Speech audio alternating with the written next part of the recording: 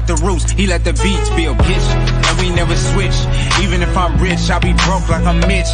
Niggas talking down, but that's headed in the wrong direction. But I knock the shit out like the boxing section. Cause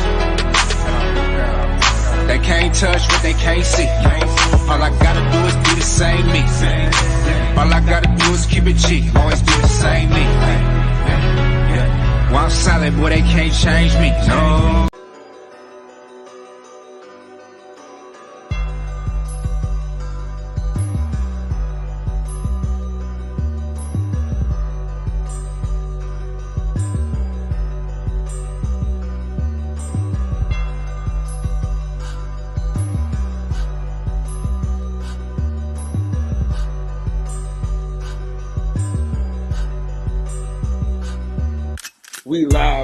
We live from the boxing section, you dusty ass niggas. What's going on, man? We live from the boxing section, man. What's going on, man? We got a lot of news, a lot of boxing news. We'll talk a little football today, a little boxing. This is going down. We got Bomac got arrested in London. Free my boy Bomac. You got the fight that we've been talking about happening already. I guess since the white man said it, it's official. But we got Shakur Stevenson versus Frank Martin. Very, very excited for that fight. Don't know where that fight is going to be at as of right now. I'm here in New York. I'm also here in Vegas. I don't know.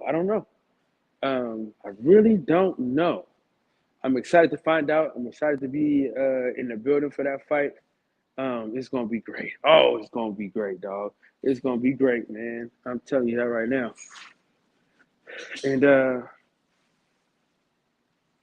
yeah, man, I'm going to be ready, man. Deion Sanders put on the show this Saturday, which was fantastic. Oh, man, listen. Hold on. Since he ain't been here in a while, you understand? It's only right. I'm telling you right now. Hide your grandma, hide your aunt, hide your mama, hide your cousin. Hey. You know what I'm saying? Your stepmama's favorite. No, you want him? Ooh, I like him. I don't have any panties on. Lady, I'm... What's up, DJ? What's happening? Man, you stupid, man. Hey, listen, What's going on, man? I got my other dog with me. You know what I'm saying? You know, my motherfucking dog right here, man. He has convinced me to get a pistol, and I'm probably gonna give me something big. You know what I'm saying? Shout out to my boy Coop, man, in the building. Cool. Yes, sir. DJ was popping. What's up, Coop? What's up? Yes, sir. And man, I came here for the NFL and boxing talk. Hey, no, we gonna kick it off with this college football because DJ love this college football shit, and we all love Deion Sanders, and we all love what he's doing in Colorado. If anybody knows me, they know I'm a fucking Deion Sanders fucking pause groupie. You know what I'm saying? Shit, he was my favorite player when I was growing up. I had every pair of his Deion Sanders shoes growing up. So shit, you know. Yeah, including that year he spent with y'all out there in San Fran and won a Super Bowl and all that good stuff. Yeah. I wish we could have kept him. Could nobody keep him. Yeah. Deion is like even the uncle everybody want to see succeed. No matter where he went, right. Jackson State, I was a Jackson State fan. He's a Colorado bus coach. They're in my pack. I'm a Cal Berkeley fan, but I'm cheering for Colorado. Yeah, man, I think everybody want to see him succeed just because he's upsetting the old establishment. He's redefining the way college football is being as far as like the transfer portal and the way guys are being more outspoken. He's allowing kids to be themselves, man. He's not gonna be Nick Saban. He's not gonna be Kirby Smart, like Shannon said on First Take the other day. He's gonna be Deion Sanders. And a lot of kids from the hood or from inner city communities are gonna gravitate to that. And I think that scares a lot of other coaches and the NCAA, especially in this NIL era.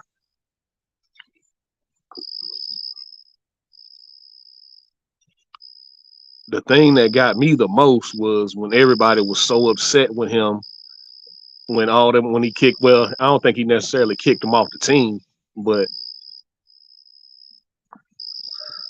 when all them kids who was on the team last year and he told them, I'm bringing my luggage with me and it's Louis, so y'all can go ahead and hit the transfer portal. Man, they were 1-11. Ain't nothing I can do with y'all. Y'all have already shown me y'all can't play.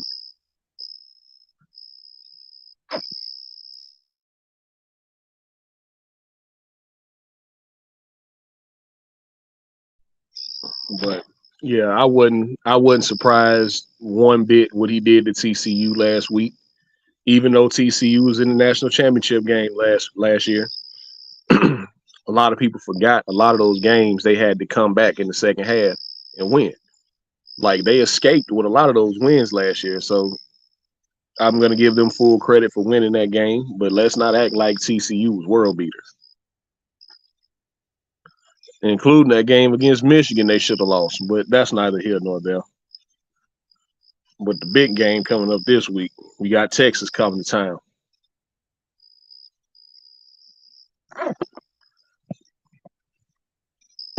All right. Hey, Kyle Coop back. Dang, where Kyle go that quick? Hey, Kyle, you can't leave the show like that fast. No, I'm here, man. I'm here. Yeah, had DJ up here talking by himself and shit. I'm ready, man. I'm ready. And to go back to the Deion thing, man. He's shaking the room. He got them boys, the Nick Sabans and the big college. He got them shaking in their boots because the star power of Deion gonna bring in recruits from everywhere.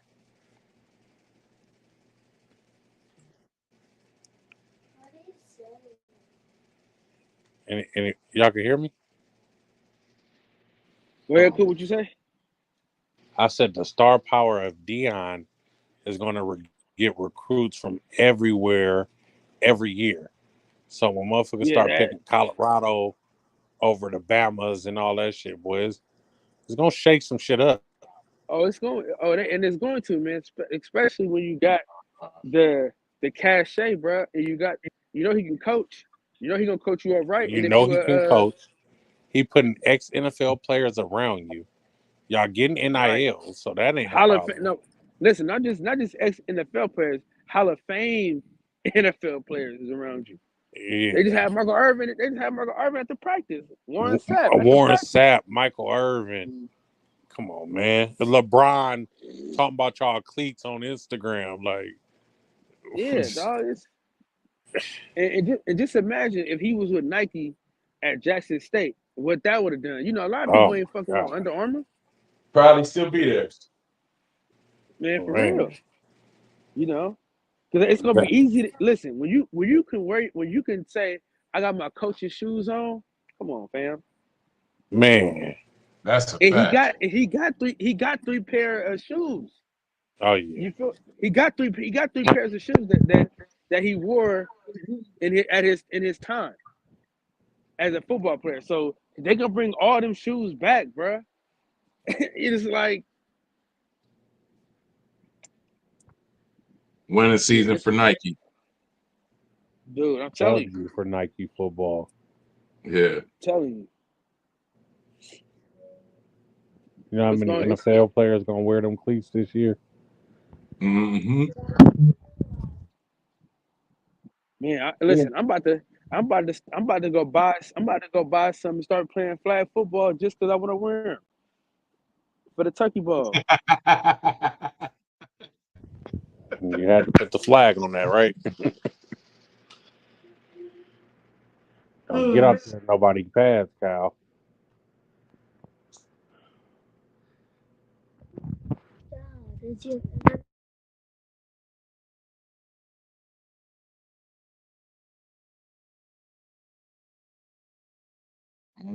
How's everybody doing? My bad, but I had somebody walking up to me. Hey, Mario, so I know you want to talk about this all day.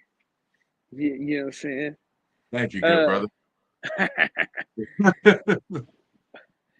Frank Martin, Shakur Stevenson. Thoughts? Man, I'm a huge Shakur fan, man. You know, I'm big on Shakur. You know, I don't think nobody want that Shakur smoke.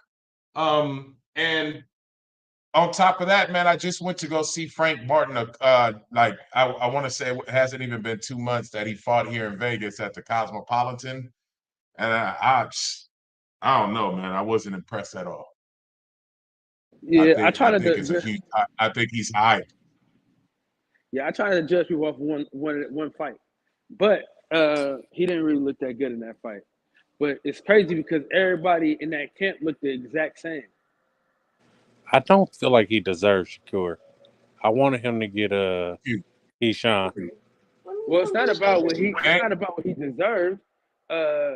He was ranked in the sanctioning body, and the people that was ranked in front of him, they didn't want to fight Shakur Stevenson. So you got to give him the respect just for getting in there with Shakur Stevenson without no duck smoke. You know what I'm saying? Without that ducking. Man, I give you that. I give you that. He want all the smoke. Yeah, Kyle. I agree with that. He the only one who didn't turn down the fade. Remember, they offered to fight the Lomachenko, and they've offered it to Pitbull Cruz before. Pitbull trying to hold out for that Tank fight. They didn't want to take the fight, so they went to the next guy. They offered it to everybody at 135. Shit. Yeah, everybody.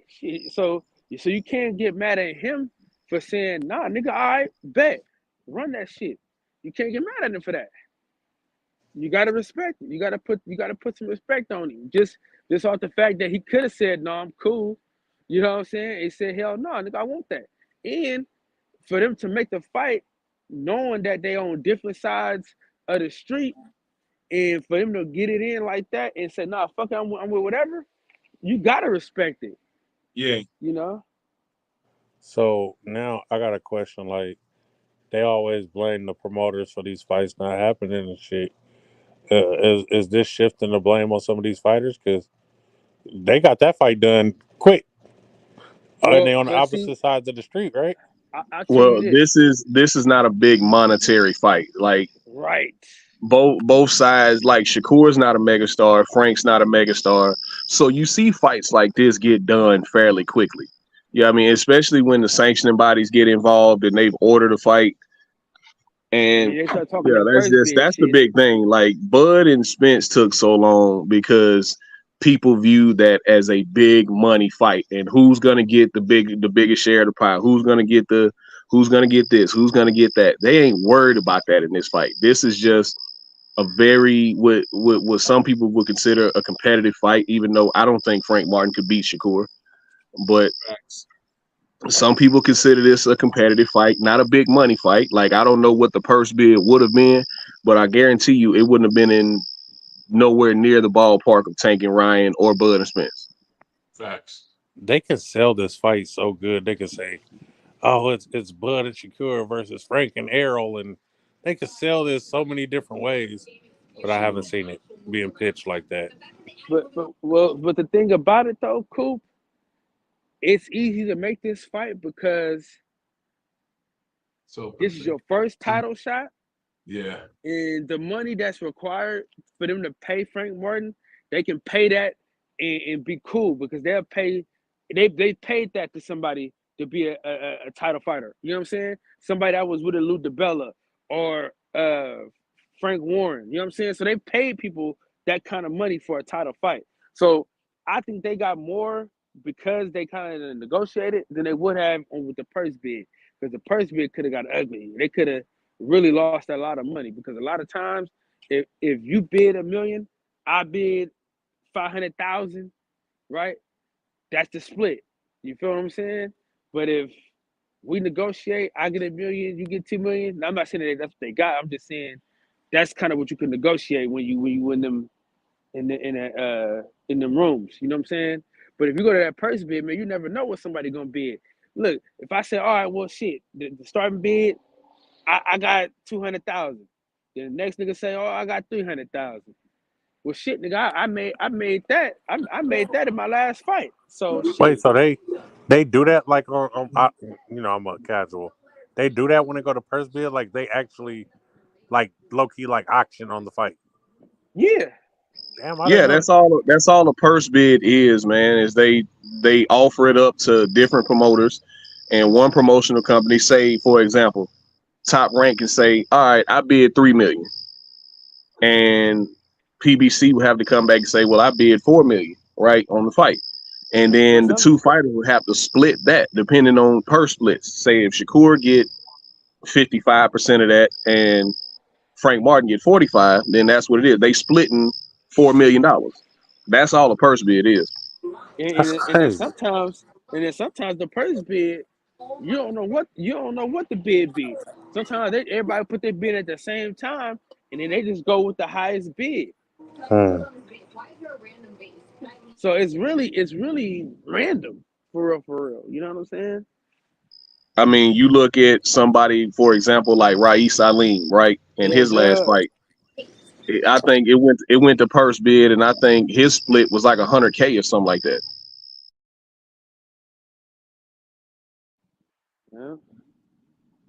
You just never know what them purse bids are. What it's gonna with be. The purse bid, does the promotional company that's bidding on the fight have to be in business with the fighters, or like?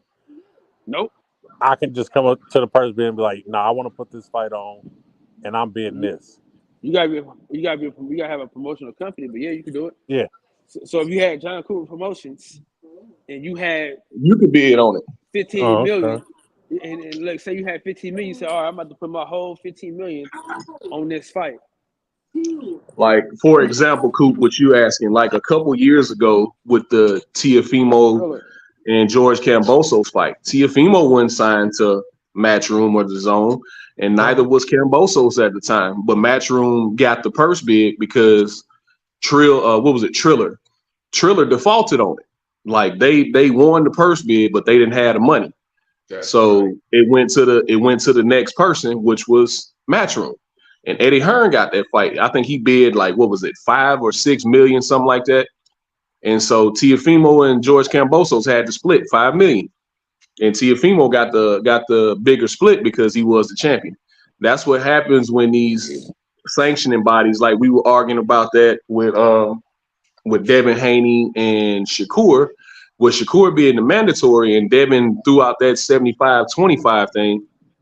Well, if it would have went to purse bid, Shakur would have got less because a mandatory challenger only gets 20% of the split, whatever it is, whatever they decide, whatever they negotiate, or whatever they get from whatever they get from purse bid.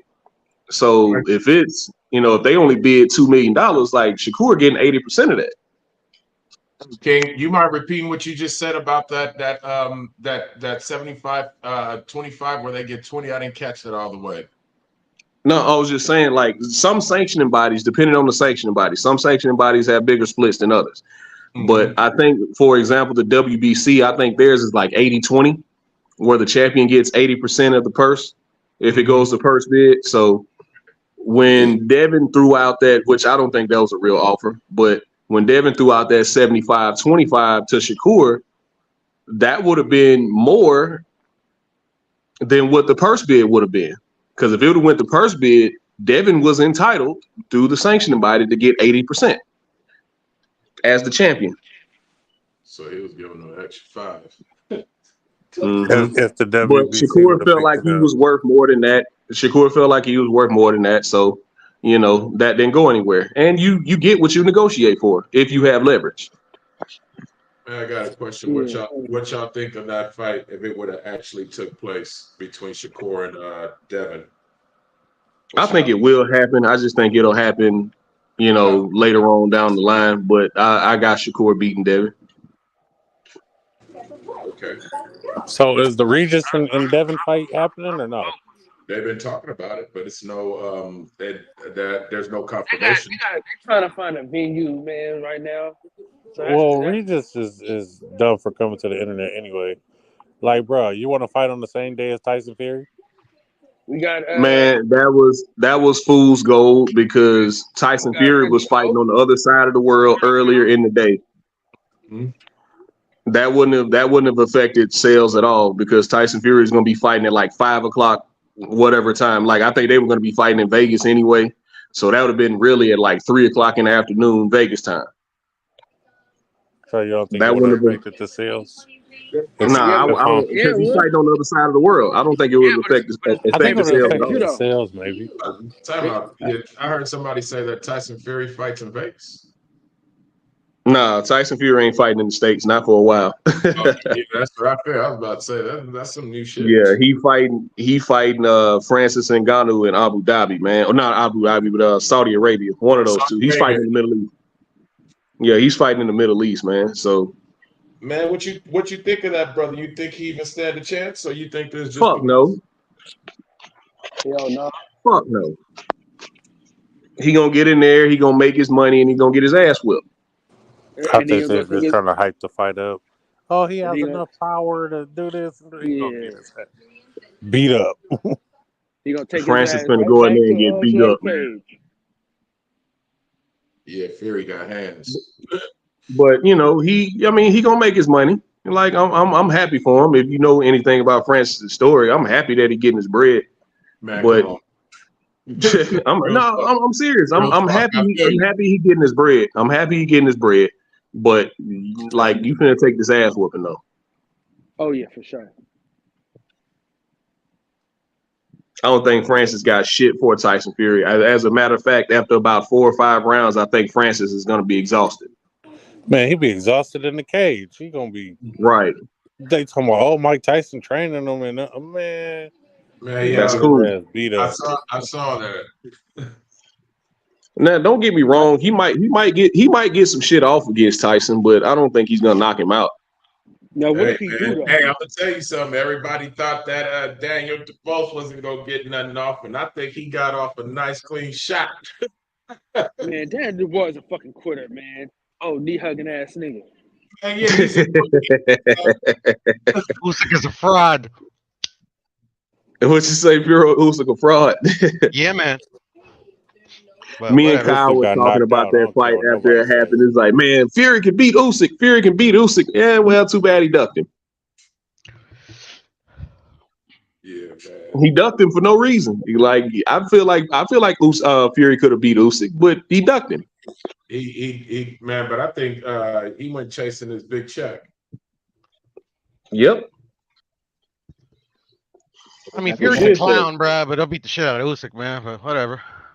Yeah, I agree. I think Fury's a piece of shit, and I think he would have won that fight if he would have fought Usyk, especially last weekend, especially the Usyk we saw a couple weeks ago. Like, I think he would have beat. I think he would have beat that version of Usyk, but he ducked him. Boxing fans, what up, boxing fans, by the way, what's up, Dirk? What up? Boxing fans always do this. After one iffy performance, a fighter all of a sudden can't beat nobody. Now, I'm not saying Fury is anybody, obviously, but people were ready to call off Teofimo after Kambosos and Sandor Martin. Look what he did.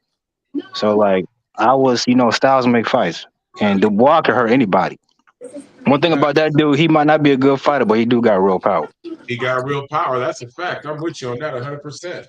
Yeah, I think 90% of the heavyweights got real power. Yeah.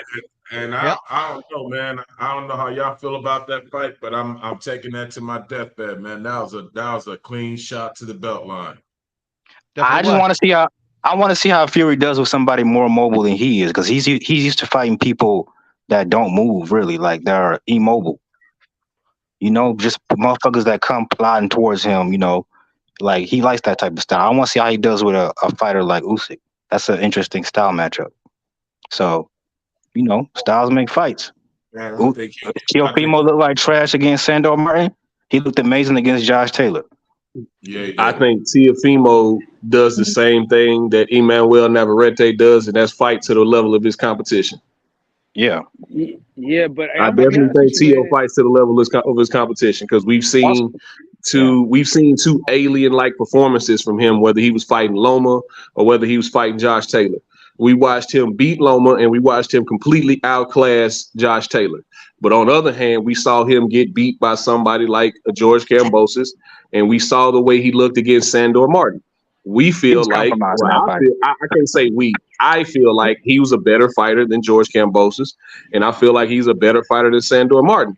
But both of those guys had good performances against him. I really believe T.O. fights to the level of his competition. I think the Sandor Martin was more of a matchup problem. He doesn't like that type of style. But the Kambosos fight, I think he was compromised. I think he really was sick or whatever he had going on. Man, he got his motherfucking ass beat, man. Nah. Bro, if they rematch right now, you know you're not picking no damn Kambosos. I think that nigga. Ain't no way, because this nigga is trash. Hey, ain't no way he beats you. Listen, you can ask my boy Las Vegas Leon. You can ask Las Vegas Leon. We were sitting down at the Cool Boy Steph fight versus Brandon Figueroa. I told him, I said, man, nigga, Teofimo was finna lose tonight. He said, do you think so? He said, man, I put money on it. I said, you put money on. He said, man, I had to put that money. I put the money on Kambosos. I said, we good to go then, nigga. Dinner on you, nigga. After this. Yeah. Just like I won a lot of money against when I hit versus Lomachenko. I knew he was gonna beat Lomachenko ass. I don't know that. Something was weird about that fight. I think T.O. is just a product of his experience. You know, he has 20 fights, bro. He's young. You know, fucking fighters like that, they have bad performances every now and then. I think that's what happened in Kambosos. I think he's naturally a boxer puncher that fell in love with his power. So when he thinks he's gonna go in there and steamroll someone, it doesn't work out for him. When you make T.O. the aggressor, meaning he's leading the dance, he struggles. But when you're coming towards him, he shines. He's a great counterpuncher. And against Sandor Martin, I don't know how he having that much problems. He won the fight. Yeah, he won. Well, was impressive. He got knocked down twice. Those were legit knockdowns. They ain't all gonna be impressive, man. Yeah, because listen, his fight back after Kambosos, I mean, he beat the living shit out that Mexican boy. Oh, you talking about Kambosos? Oh, the one we went to? He's Kambosos. Yeah, but he sucked. He sucked though. Yeah, See, I think the bigger thing is we're grading on a scale, right? We're looking at like the best of the best that's ever stepped in the ring, and we know he ain't that. So it's like it doesn't mean he's not shit at all. It's just like he's not like I don't know. It might be too early to say he's not a future Hall of Famer, but he's not like someone that's going to be talked about 15, 20 years from now. We're like, man, you guys should see Teofimo out there. He was doing X, Y, Z. Like, he's not that guy. I don't know, bro. He goes out there. He has a lot of people. That's all I'm saying. He's young. Give him time. You never know. He could fuck around, beat Devin or Shakur or Tank. You can see by the skill set, like what you mentioned, he needs a particular style. The best fighters can fight any style against any different opponent. I mean, bro, you could literally say that about any fighter. Like even Canelo. Canelo struggles with guys with good jabs and can move. Yeah, I think Canelo's overrated. So yeah, well, okay, that's your opinion. Tank Davis, we've never seen Tank in the ring with a guy that's a slick fighter, and there's a reason for that. All the people Tank Davis fights fit a certain profile, if you notice. So the only guy you can really say has fought multiple styles is Bud Crawford. Whatever you want to say about his resume, he's fought multiple styles, and he's shown you that he can take multiple styles. Well, he's one. Yeah, Canelo too, but but my point is Crawford's the only one that's shown that he can handle almost any style.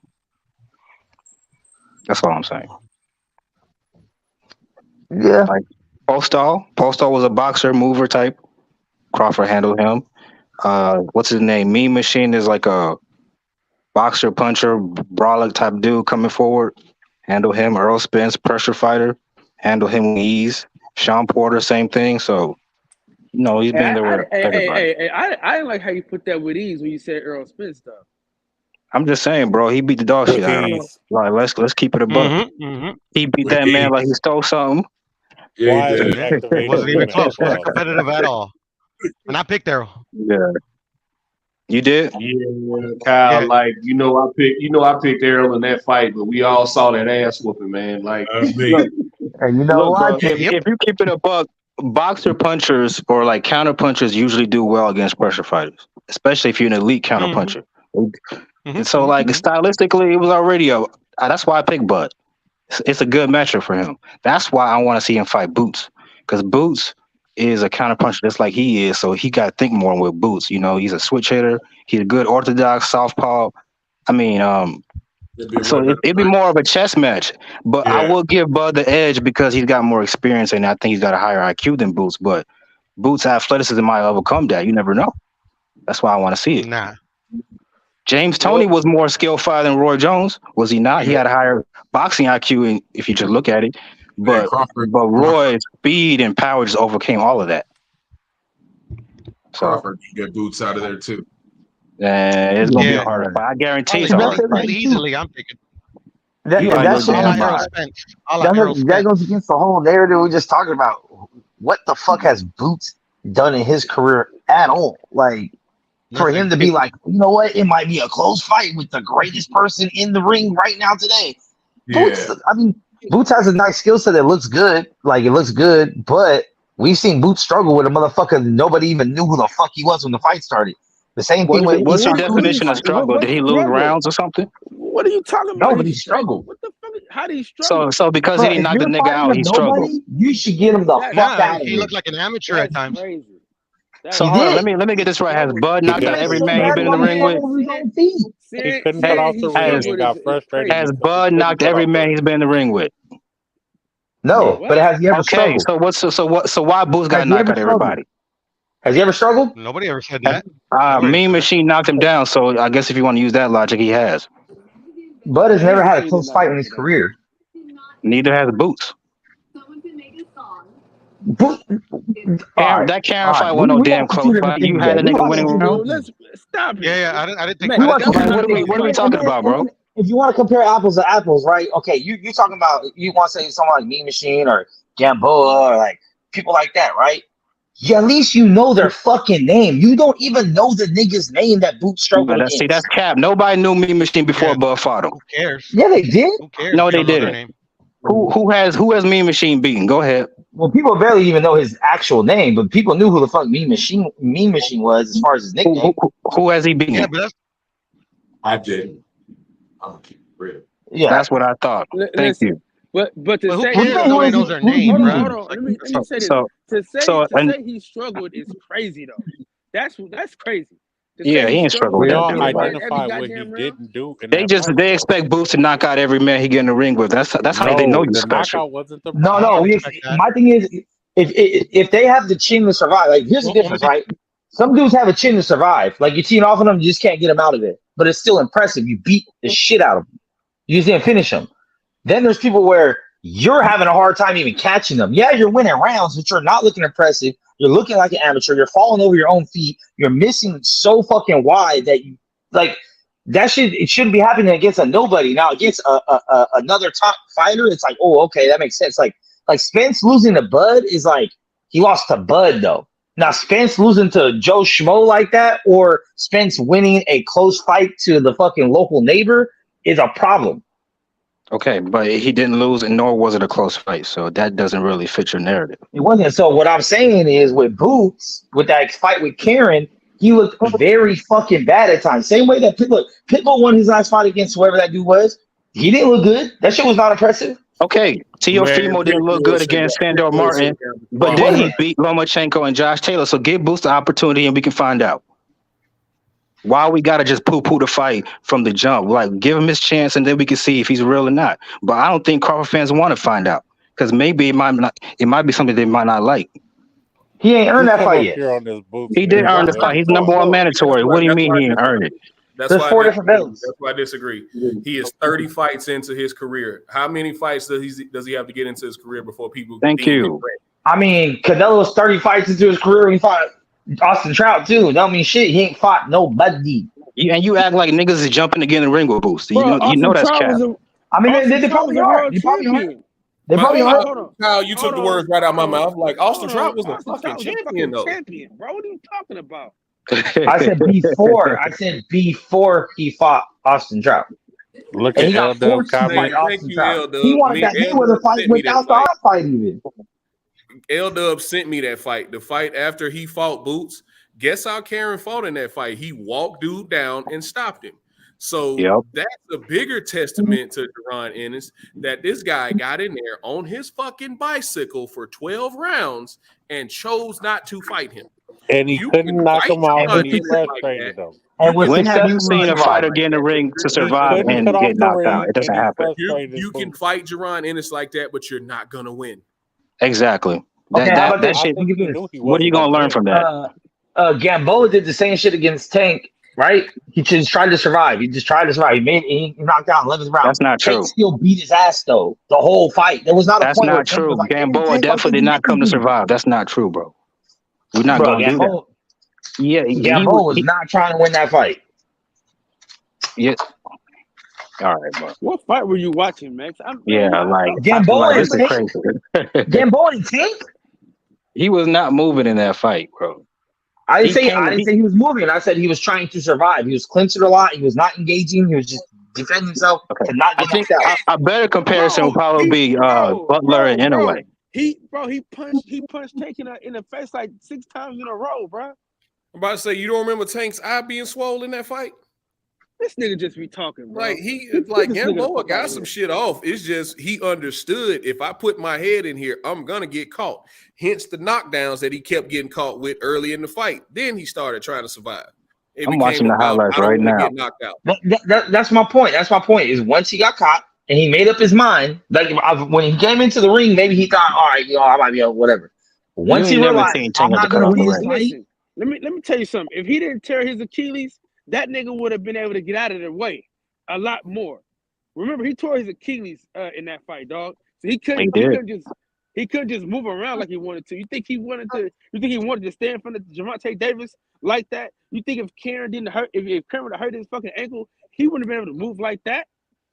Come on, stop this shit, man. I don't know what you're doing tonight, man. Right. But you cannot look. I understand that you're you wanna be a op and shit, and you love Boots, but there's no way someone could tell me after watching the Boots and Karen fight that that was impressive. Boots was like the future. No, he didn't. Yeah, okay, bro, that's one fight. And I got a question for you, bro, real quick, and I want you to answer this honestly. When have you seen Bud in a fight where he had to be the lead and try to walk a dude down who did not come to win the fight, who just came to survive, just move, jab here and there, and just survive the round? When have you seen that? The answer is you haven't. So we don't know how Bud would react in that situation either. Recently, Avanesian. Oh man, come on, they was fighting the pocket. You can go back to when Floyd fought Castillo the first time. Nobody was probably saying he was the future of the division and future of boxing at that time. Or even when he fought Emmanuel Augustus. There's been fights where guys have won, but probably didn't look as impressive. It all depends on your dance partner. Like, how impressive did Boots look when he fought Romain Villa? How impressive did he look against Thomas Delorme? It depends on your dance partner, bro. If some guys don't come to fight. Karen didn't come to fight because he doesn't fight that way. I can understand if he won all his fights off jabbing and lateral movement and that was just his style. No, that's not the way he fights.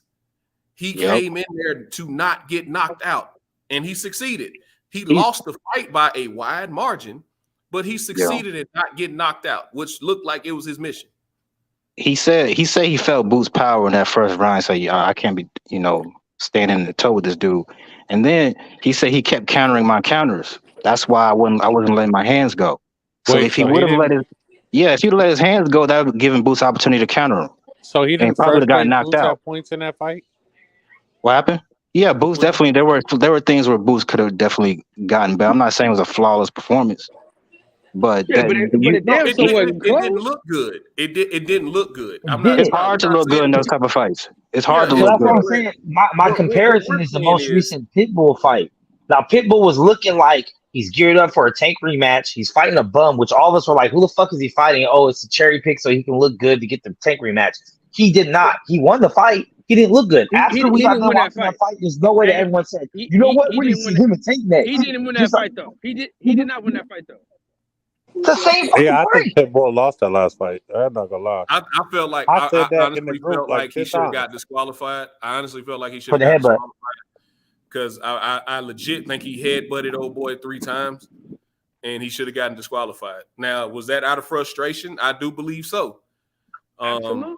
But it just comes down to that with me. I think he should have got disqualified. So whether or not he won the fight after that is irrelevant to me because I felt like he should have been disqualified. What I'm saying is, based on the performance, nobody is calling for a Tank rematch after that performance, but Pitbull, the only person. There's not a person in that crowd that's seen that fight and say, you know what, I need to see him and Tank again. Nobody. Just like after the Boots and Karen fight, there was nobody other than Boots dick suckers that were like, oh, he needs to be there with Terrence Crawford after that performance. He's the greatest. No. Everyone said, you know what? Damn, Boots dick He ain't ready yet. This nigga sound like a hater. Go there, though. Why do we gotta go there? We gotta be different with this cast. It's a wild place you live in. That's me like Crawford fans care. Wild place 31-0 and deserve his opportunity. Like I ain't saying whether or not who gonna win in that fight. I'm just saying the man is 31 fights in his career and universally regarded as the next up. Can the man get his opportunity? You act like Boots is some random like prospect that like we ain't never heard of before out of nowhere. Like, bro, he's the number 1 mandatory for like a whole year now. So like, let's see the damn fight. If you stay in at 47. That's all we doing is asking for the fight, man. Boots ain't Benavidez. Boots deserves his opportunity. And I got Bud winning that fight, by the way. Like I got Bud winning that fight, but I still want to see it. I got Bud stopping him, but that's cool. That's cool. I'm not gonna argue with you. Actually, I don't even have that because I don't think. But you niggas don't even want to see it. Like you know the future or something. Like, no, I'm saying, Can I tell y'all something though?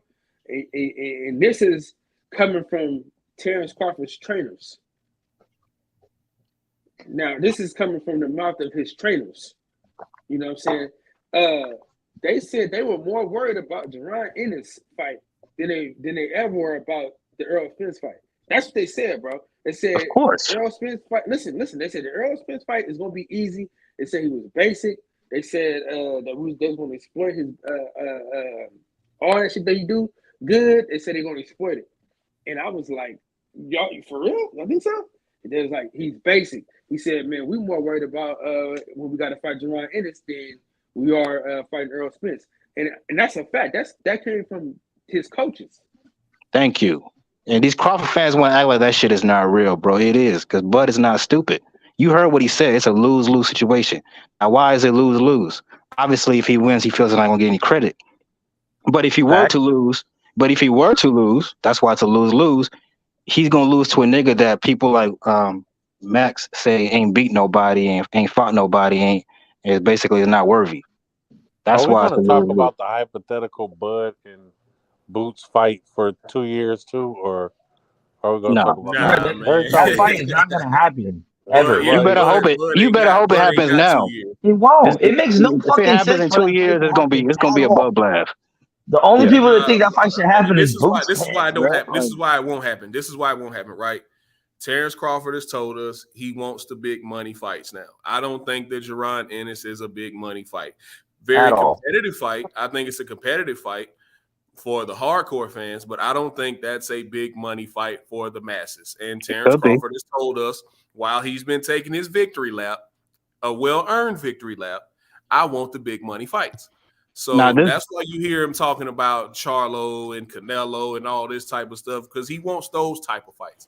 I personally I don't think he's going to fight. I don't think he's going to fight Jaron Ennis. I really don't think he's going to fight Jaron Ennis, but not because he's ducking him. It's because Bud has eclipsed that point in his career of fighting mandatories. I really Now, hear me out. So let's say Boots fights Stanionis for the vacant WBA, and obviously the IBF will be on the line as well. Unifies with him, and then gets Keith Thurman.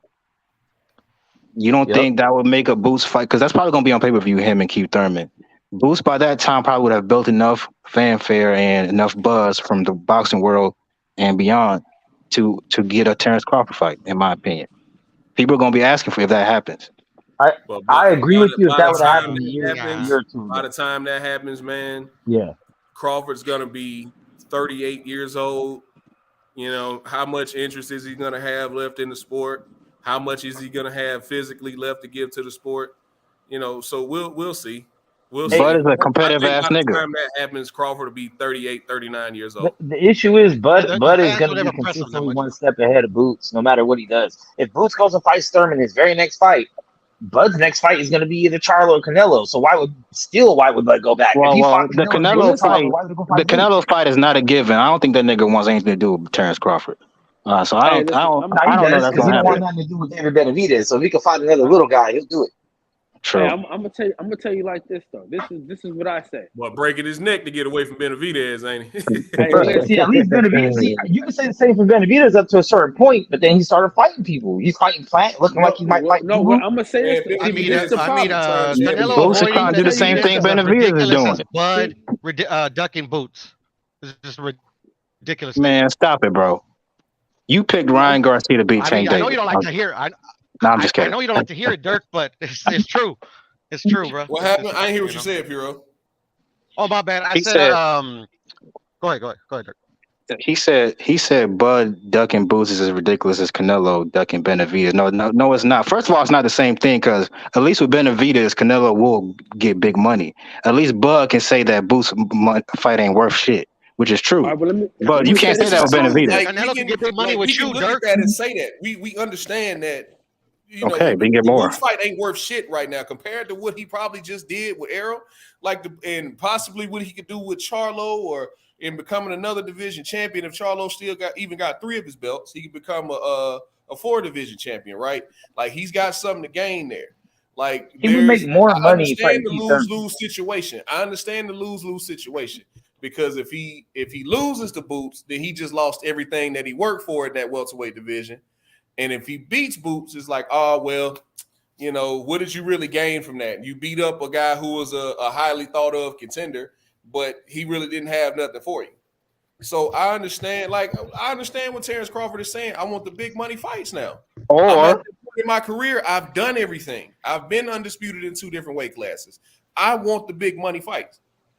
That fight, that win might age well though. Like you beat Boots, and let's say he goes on to beat. It'll definitely age well. Like Floyd's win against Canelo aged well. Well, it depends what kind of fight it is, because you could fuck around him. Let me say this about David Benavidez. I'm Yeah. gonna say the same thing about David Benavidez as I'm gonna say about Shakur Stevenson, right? Although we want these fights to happen, they really have no leverage because they gave their leverage up on the scale. So although we Man, we know that hold on, that's an old narrative, Kyle. That's It's old. not a narrative, bro. It's the truth. Let me finish. No, he's worked his way back up, and the man is right there waiting for his opportunity. listen. You choose to fight a guy 2 weight classes below you. Listen, So I mean, I hear all that, but listen, what I'm saying. I hear all that. I got you. Let me land this plane because I don't know why you think I like Canelo or like I'm about to protect him or something. What I'm saying is the leverage that he had, he lost it, right? Although we all know he deserves the fight with Canelo Alvarez, bruh. Had he not lost his belt, he would have more of a say. That's all I'm saying. He worked his way back up for sure. That's not true. I'm saying, what are you talking about? It's not true because if he would have kept his belts, Canelo's ass wouldn't have went up there in the first place. Facts. Now that's a narrative. Now that's a narrative. We agree on that. We don't know that. Yeah, we do. Because Canelo don't fight people who look dangerous, bro. He like to wait for you to have a iffy performance or coming up 2 weight classes below. He's the master cherry picker. And David don't fight anybody. So what are we talking about here? He is fighting somebody. He's fighting the nigga you've been ducking for years. Boo Andrade. I've been ducking. I'm not a boxer. You know what I mean. You know what I mean. God damn it, Bruto. Canelo's not docking. Not docking. Not touching. You're a Boo-boo, horrible bro. Come on, fighter. man. You're a horrible fighter. Come on, bro. This man is a champion. Like, say what you want about Boo Boo. Like, the truth is not a duck, bro. The truth is not a duck. Bro, he knows that Boo Boo style is a hard matchup for anybody, let alone him. Hey, this is how somebody better than Boo Boo. So what are we talking about here? But can we play back the facts of what happened on that? Is Boo Boo was the last belt he needed at 160, the last belt to be undisputed, right? He didn't want that, and then Benavidez, the moment he lost his belt, he said, "Oh, I'm moving up and fighting all these white boys and throw that WBC in there with that first fight, so that I don't have to come back later and fight Benavidez for Max, it." but those aren't the facts, Max. But those aren't the facts, Max. What are the facts then, Pudo? He didn't request the WBC to be on the line. Google is your friend, bro. I've already fucking explained it like 20 times, bro. I don't have to explain it again. I'm just saying those are do it one more time. Shit with Oscar and Canelo requested that WBC to be included in that first fight. Yeah. I mean, even when he fought Triple G, times. I think that's about it. He didn't want to fight Triple G. He didn't want to fight Triple G until Triple G looked human against Danny Jacobs. I mean, that's the narrative like you like to spread. That ain't the truth. Nah, that's true. That is the truth. And he lost that fight. And then he got caught for cheating. He fought John Ryder with no questions asked. Hey, Dirk, you're not wrong about the Golovkin shit, but thank you, bro. You think Canelo's ducking Demetrius Andrade, bro? Come on. At 160, he did, bro. This 35-year-old pro. Let me make you guys cry, bro. What happened to you? You think anyone's ducking this 35-year-old prospect, bro? Come on. Who's a prospect? Come on, Demetrius Andrade. He's fought nobody. This dude's 35 years old and he hasn't fought anybody. He's a two-division fighters of boxing, though. Like, I'm not going to say you're wrong about the Golovkin shit. Obviously, he tried to age out Golovkin, took roids, took PEDs, and then he lost, right? But you're not this. No one's ducking Demetrius Andrade, bro. I think. Look, do I think Boo Boo is like some super special fighter? No, but bro, you got to admit his style is difficult to deal with, and there were a lot of fighters that didn't want to deal with that, including Canelo. He's not stupid. He knows he's not a horrible fighter. Say what you want about Boo Boo, but he is talented. Like, he's not a horrible fighter. All right, whatever, bro. Like, I don't know how you can become a champion in boxing and be a horrible fighter. Like, Canelo been ducking Boo Boo for 3 weight classes. Title. That's how you can have it. Like Boots is about to become a champion. That's how you can become a champion. What'd you say about Boots? He said he's going to win. Boots is about to get elevated to a champion. That's how you can become a champion. You make it sound like he's not trying to fight the champ, who you guys just said he shouldn't fight. He's not. Aren't you the one making the argument Bud shouldn't fight him? Wait, didn't you see that conversation on $1 million worth of I wish Bud would fight him. But it's not going to happen. Okay. Bud talked to Boots on the phone live. It wasn't that. And Boots was the #1 contender for Bud's belt and chose to drop out to try to go get Earl. So let me get this right. If Bud feels like that's Boots not is true, Max. That's not true. That's a narrative that's going around too. That's not true. Max, if Bud feels if Bud feels like Boots is a lose-lose situation right now, don't you think he felt that way back then too? So what's the difference? For sure. High risk or reward. Thank you. So that fight was never going to happen. So we got to stop pretending like it could have happened if he petitioned. But when you look at the people involved, it could have happened. No, it wouldn't have, bro. Because Boots ain't no damn tune-up. Here's the thing, though. When you look at the people involved, unlike Canelo, Bud ain't never ducked a soul in his fucking career. So so you just heard what Boxing Section just said. Canelo hasn't ducked anybody either, man. So I don't know what you're talking about, bro. Is that special that Bud all of a sudden started ducking? So hear what you're saying, bro. You heard what Boxing Section just said. He said that when they talk to Bud's people, they feel like Boots is a more dangerous fighter than Earl Spence. So they would have took a pre-fight fight with Boots before they fought Earl Spence, take that risk to fight this kid for nothing that potentially could beat you, and you would lose a huge payday with Earl Spence. Do you think that really was going to happen? No, hold on. See, that potentially could beat you shit? That got thrown in there. They just said he's a hard stop. Bud is a human being. I hope you know that, right? Okay, but I don't think he's gone into anything like, oh, you know what? I think I might lose this one. No. Bro, who was saying that Boots was a bigger risk than Spence before the Spence fight? Who was saying nobody? that? I mean, stylistically, he has nobody. I just told you who said that. I just told you who said that. It was Bud's own people. They know more than you. The only one saying that. No, Bomac and Red Spikes. Listen to what I'm trying to tell y'all, man. Listen, I don't know why I got to keep trying to. I don't want to name drop, but I guess I got to name drop. Okay, listen. Okay, when I was at the fight, people are only saying that because Spence got his ass beat. No one was saying. No, he said it before the fight. Listen, coaches, bro. Listen, before this fight even happened, this is like Jamel Herring. Listen, Jamel Herring last fight with Jermaine Ortiz.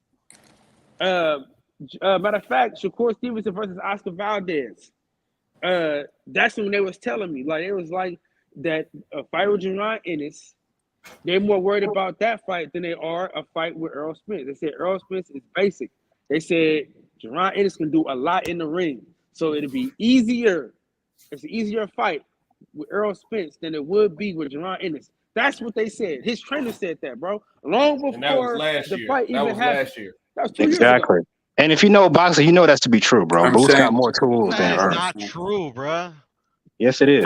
I do believe that Boots has a more difficult style to kind of figure out. And even if his team was saying that, what makes that true? Just because someone from his camp was saying that, like, what makes that true?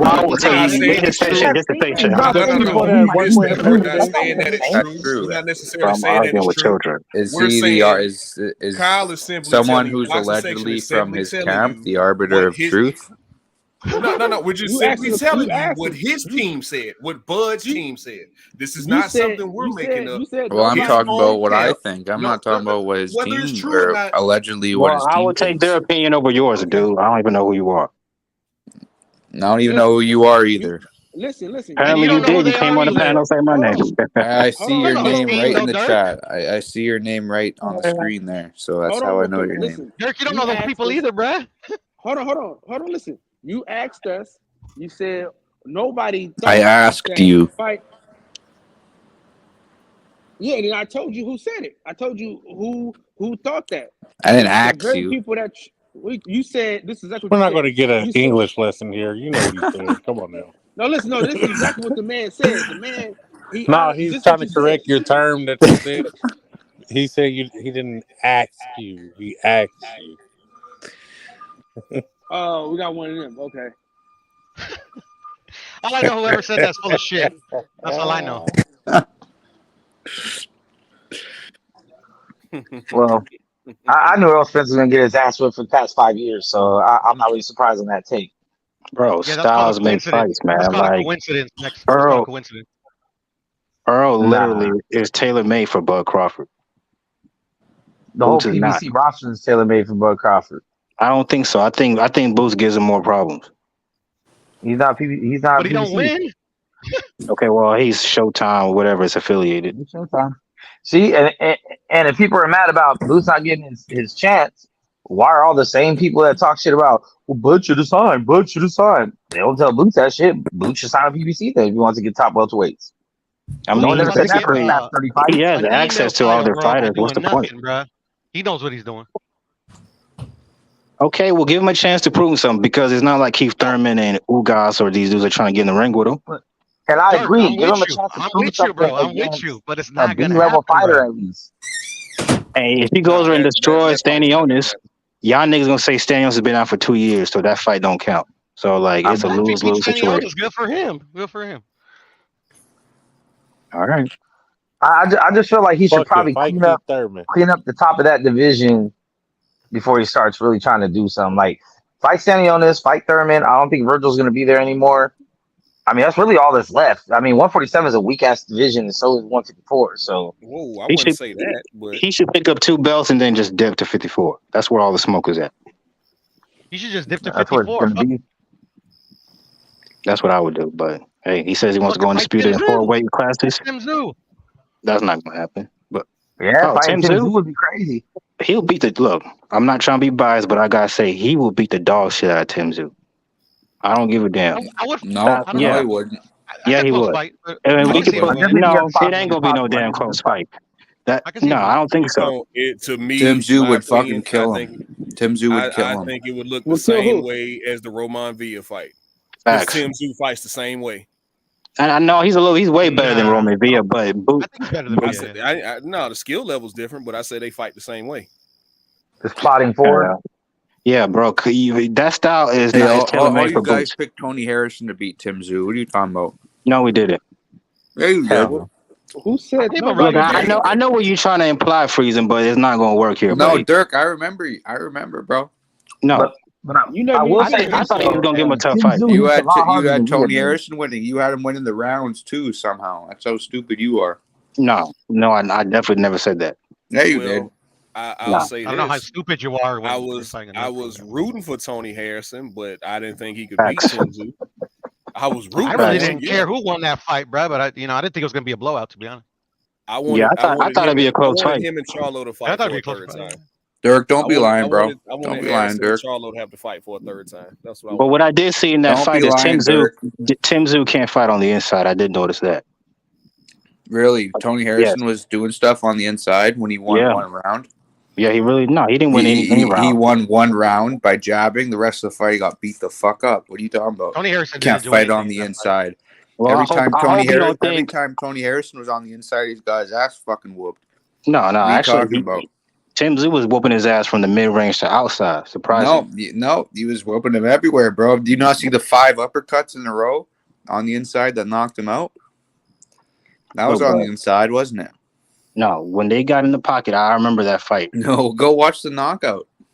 Yeah. Obviously, when he knocked him out, he was, in close range. But I'm saying, when they were the rest of the fight in the middle, when they were in the middle of the ring, just going at it, Tony Harrison was getting the better exchanges.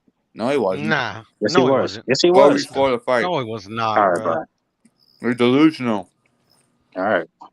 I heard you say you thought Tony Harrison was winning the rounds, bro. That's what you were saying. Yeah. How delusional are you? We wasn't even watching that shit live. Where the fuck? How delusional are you, bro? No. Come on, man. Come on, man. You don't have to pull receipts. You're gonna say some shit like that.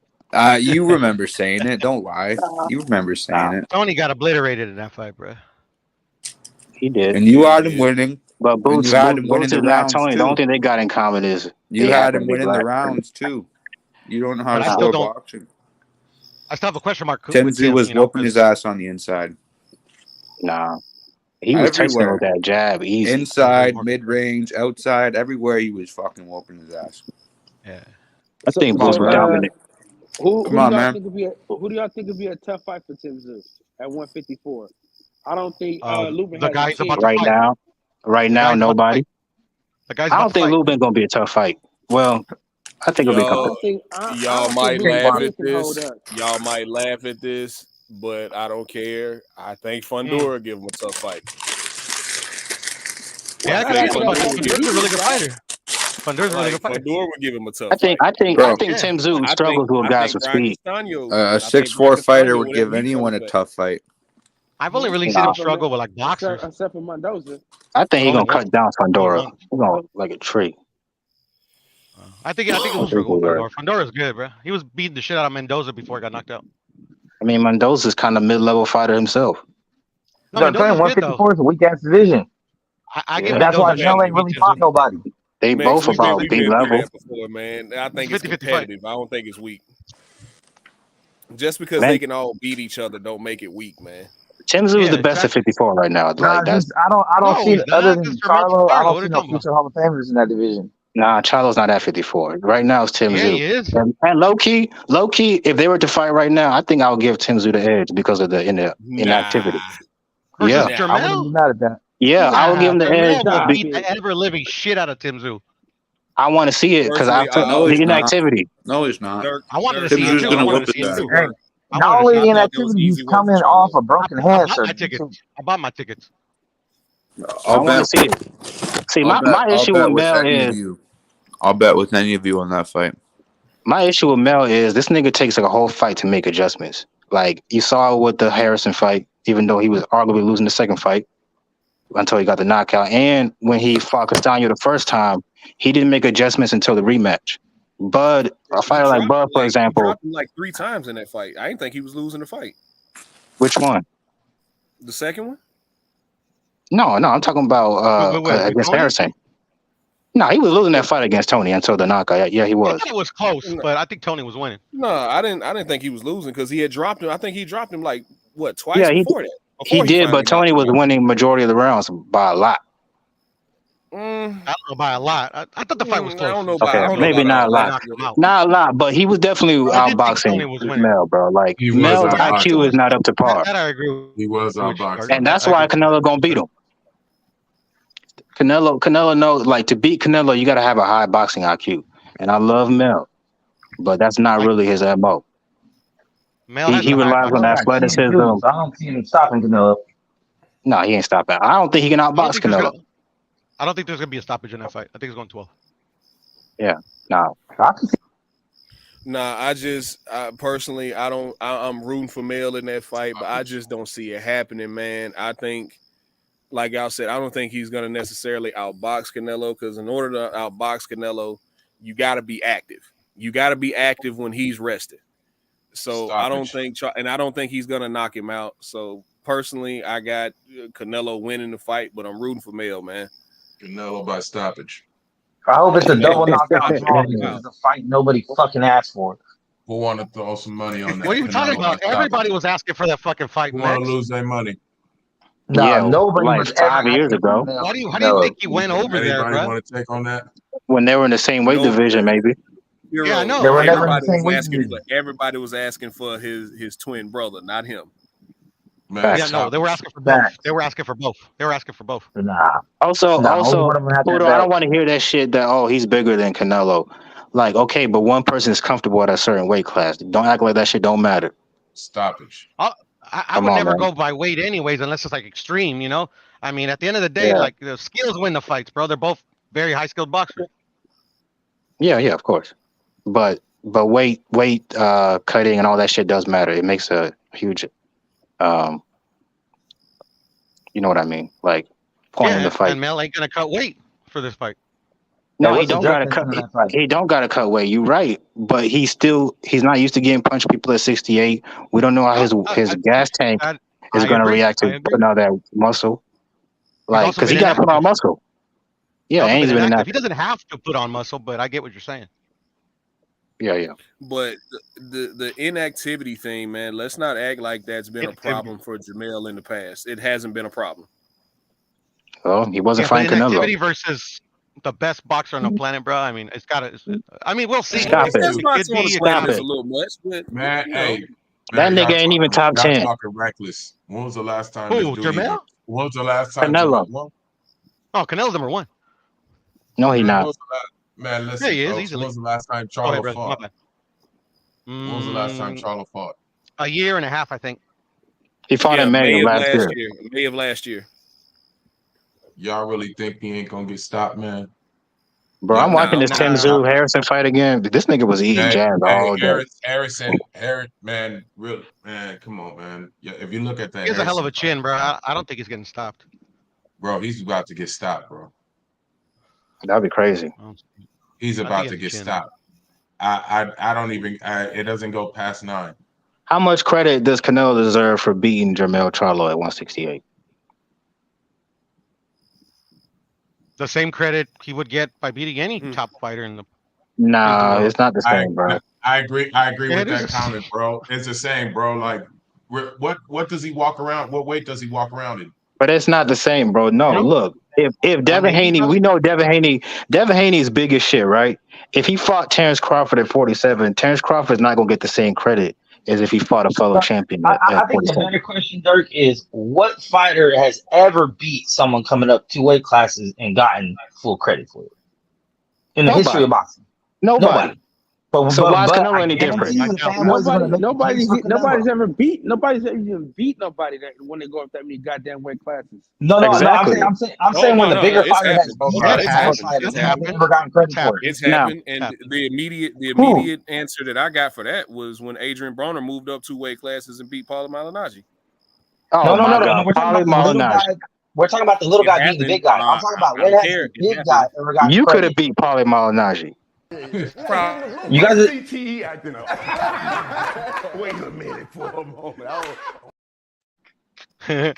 Now it never happens like right away. The fighter usually has a couple fights or whatever. They usually they usually get used to the weight. At least one fight. Right. Yeah, but what I'm saying is when has the bigger fighter, not the small one moving up, you always get credit if you happen to win moving up. When has the bigger fighter from 2 weight classes above gotten credit for beating the smaller fighter? All the time, bro. Give an example, Porto. Errol Spence Jr. Against Mikey Garcia. Against the only guy he fought that came up 2 weight divisions, bro. Bro, nobody even talks about that fight. Stop it. That was only one. That was 140 to 157. Everybody talks about it positively. No, when have you seen? Hey, when have you seen an Earl Spence fan say, "Hey, he beat Mikey Garcia"? They don't brag about that shit for a reason. All the time. No, I did. Hey, that was only one weight class though. That's 140. And Lomachenko and Rigo. He came up from 135. He came up. Even Lomachenko said that I don't really think that the Rigo fight was that much of a big win for me because he came up how many weight classes? 2 or 3? Exactly. Like that. Well, that's Lomachenko, bro. So what? Like still, Why like fight him then? Why do you fight him then? You know what the fuck? Look, bro. Look, all this shit can be resolved if this nigga just fights who he's supposed to fight, which is Benavidez. Like you don't need to be pulling up niggas from 2 weight classes below. Kirk. You Canelo's stop never this gonna bullshit. get credit, bro. Canelo doesn't give a fuck. Yes, he He's never can. gonna Just get fight credit. Benavidez. He won't. Bro, he would destroy Benavidez. Okay, yeah, and niggas like you, and niggas like you, he could fight your grandma. You be cool with it. Damn, he didn't even say nothing. Oh my god! So you really would watch that shit, huh? That doesn't make any sense. If Canelo fought your grandma tomorrow, would you tune in and want to see that? My grandmother's dead, by the way. Rest in peace to your grandma. But I don't mean that in a disrespectful way, but that doesn't make any sense, bro. At the end of the day, what I'm saying is, I'm gonna watch Canelo. I'm gonna watch a boxer fight. Yes.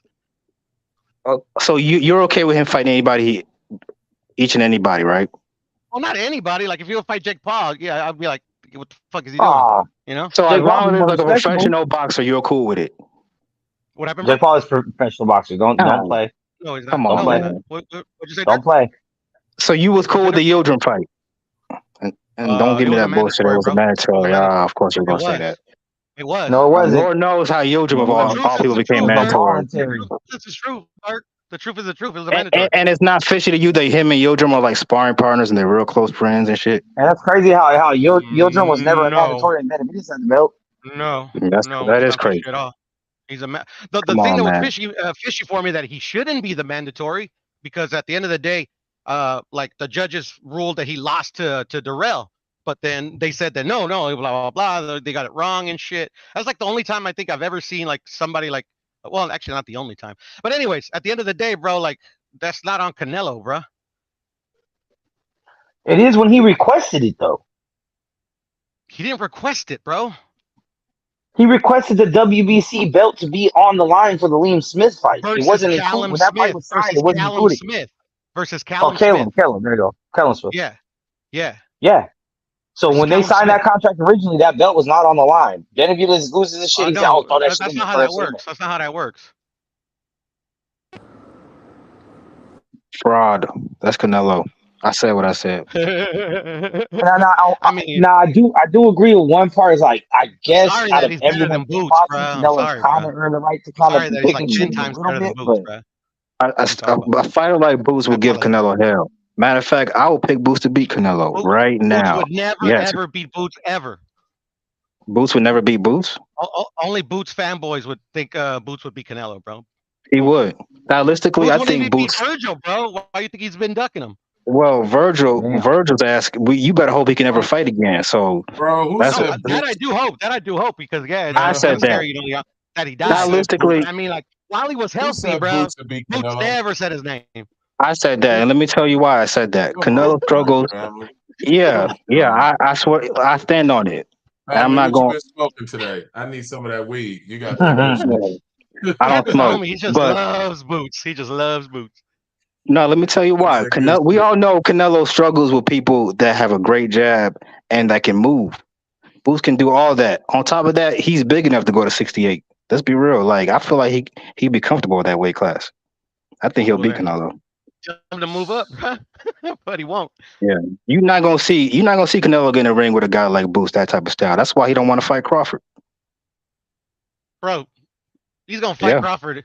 I mean, I think the writing's on the wall, but I mean, at the end of the day, bro, like, yeah, bro. Fight Boots, but it ain't gonna happen, bro. It ain't gonna happen. Fighters with hand speed, good foot movement, great jab, good boxing IQ. Canelo don't want to fight that dude, man. Stop it. That's a bad style for Canelo, and he knows it. Boots is the ducker, bro. So I mean, you're just projecting. Boots, how can you duck? The only people that can duck are people that have the privilege of fighting whoever they want, like Tank Davis, Canelo, those type of guys. Boots could have like pressed the sanctioning body to get his mandatory shot. Speaking of, matter of fact, your two favorite fighters are the biggest cherry pickers in boxing: Tank Davis and Canelo Alvarez. Who did Tank Davis cherry pick? He's trying to fight Isaac Cruz again. Meanwhile, Devin Haney and Shakur Stevenson are fighting real people. Nah, bro, stop it. He could literally fight anybody he wants. See, Dirk, this is where we're going to separate because how many options does he really have right now when Devin Haney was in? No. Listen to me. Devin Haney been trying to make that Regis fight since June. Since Regis got out of his fight. Regis hadn't even stopped sweating yet before Bill Haney had a phone in his face trying to make that fight. All right. Okay. Then you had Shakur. You also had Shakur chasing Devin. Nobody was asking for Gervonta Davis fight. Shakur been calling out Tank Davis. Gervonta Davis fight. So you can't call him a duck in that situation when they trying to fight each other and not him. Y'all remember how upset and downtrodden Spence fans was when Bud beat the dog shit out of him? It's gonna be like that, but 10 times worse when Shakur get in the ring with Tank Davis. Y'all gonna see why PBC and them, all them people don't want to put him in the ring with Shakur Stevenson. Y'all gonna see. They don't want to put him in the ring with Shakur Stevenson, or Shakur Stevenson got another fight. Nah, and also, how you let Shakur get a fighter on your own stable before you did?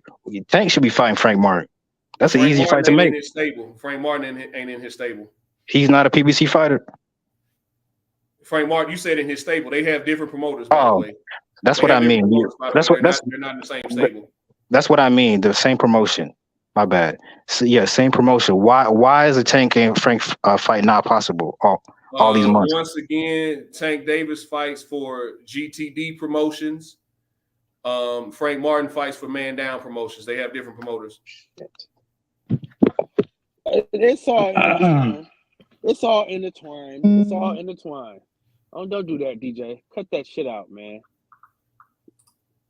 I'm just saying, Devin had a lot to say about Tank until Tank was available, and then all of a sudden he wanted to fight Regis. So Tank ain't available, bro. Tank still ain't available. Does Tank have a fight? Because my man Dirk just called him a duck. So obviously he doesn't have a fight. Dirk calls everybody ducks. That's what it sounds like. That's what it sounds. That's what YouTubers call fighters. Ducks. And we're gonna start calling Dirk Duck from now on, because everybody a duck in his eyes. Quack, quack, quack.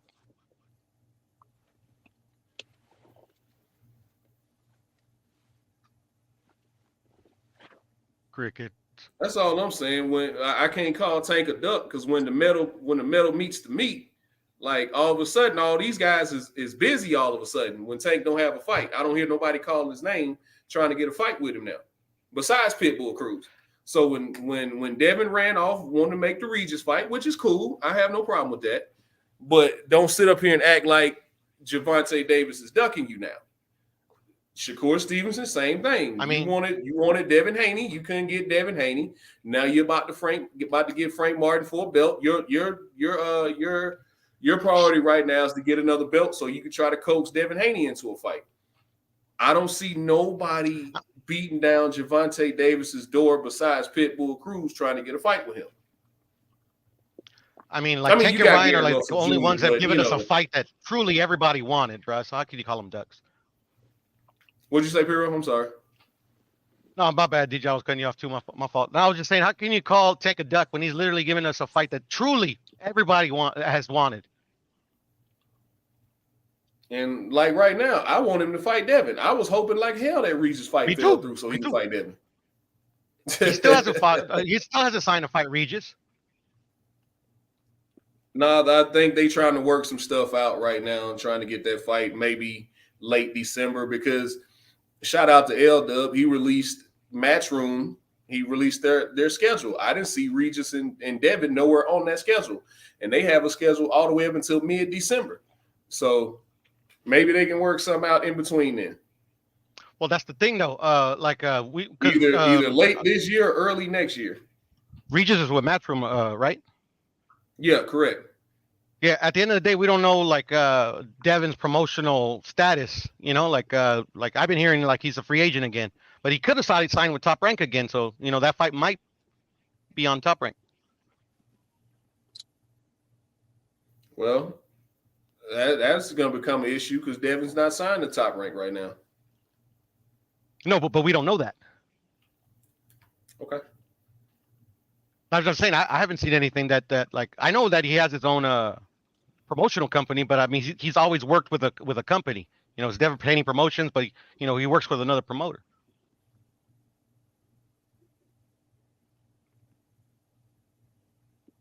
But saying that, I could see that fight being on Matchroom because he's worked with Eddie Hearn in the past.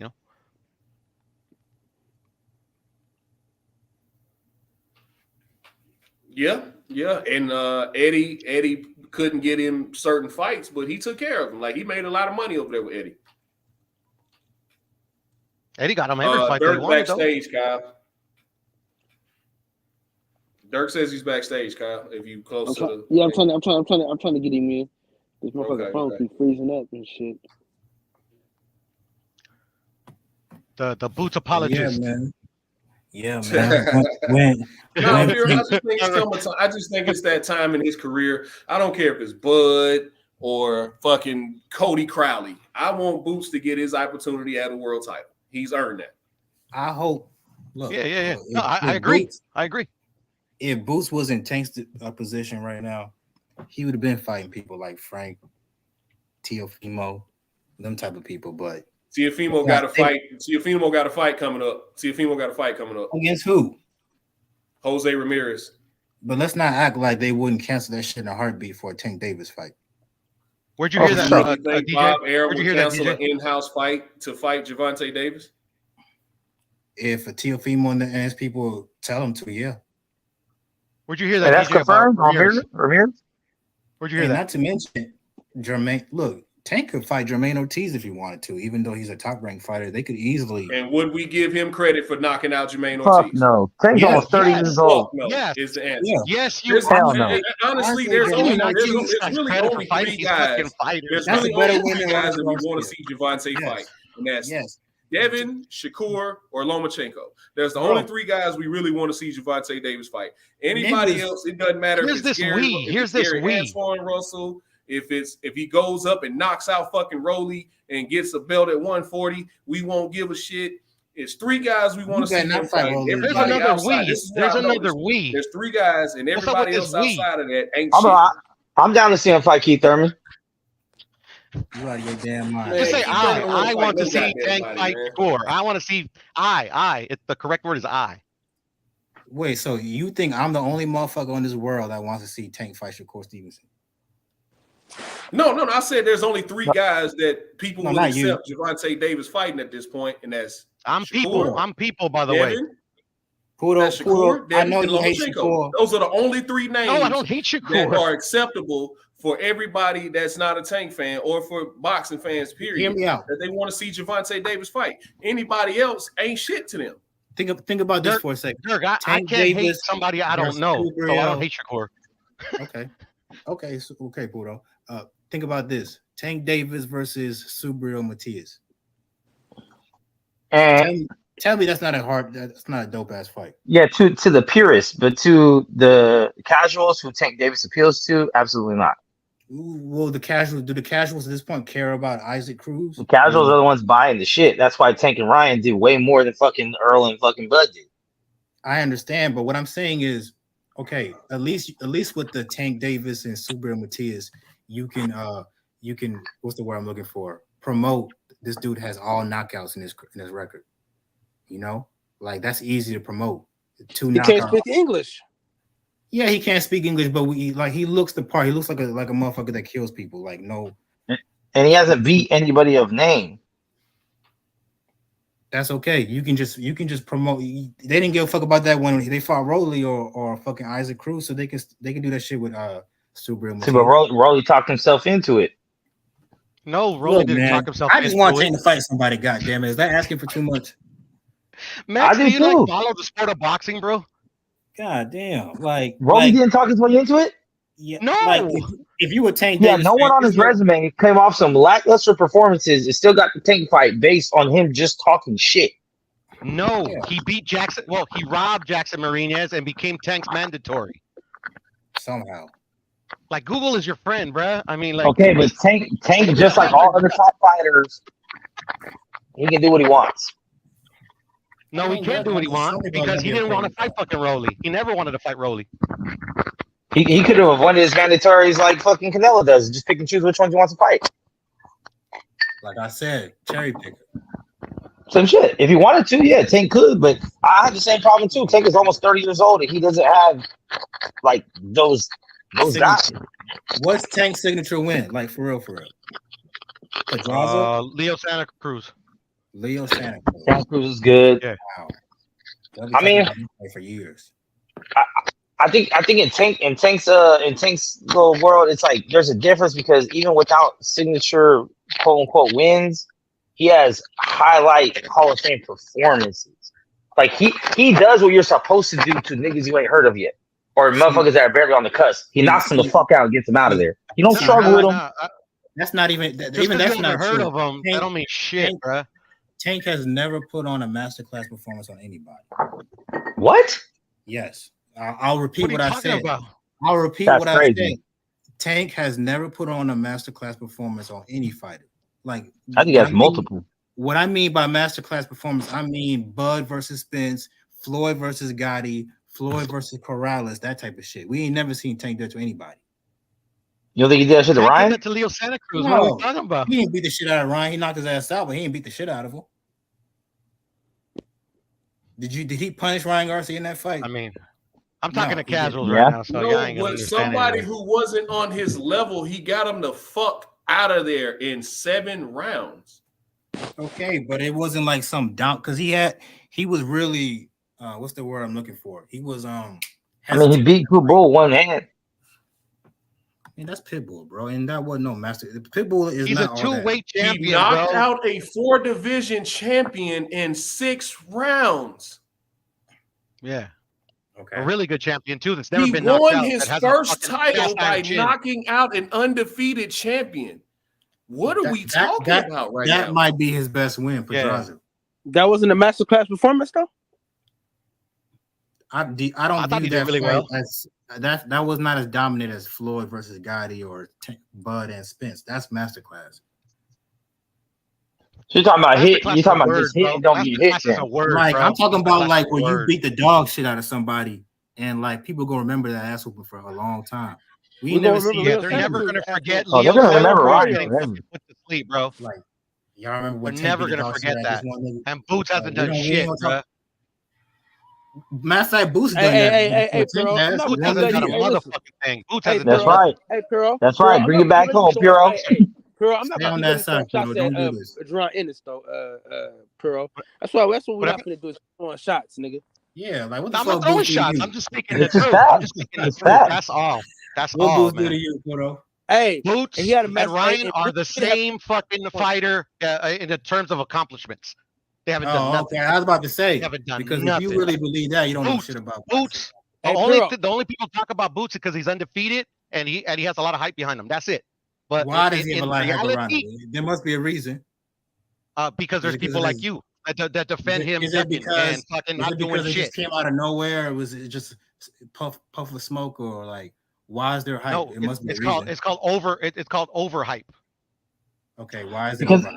I think part of the hype comes from 147 being a weak ass division, and we're looking for new names. All the names we know and love are on their back leg on the end of their career, and there's nobody really coming up. If he's such a hype job, then these when I niggas first should want saw to get him, regular. listen. When I first saw Deron Ennis, I knew he was gonna be great.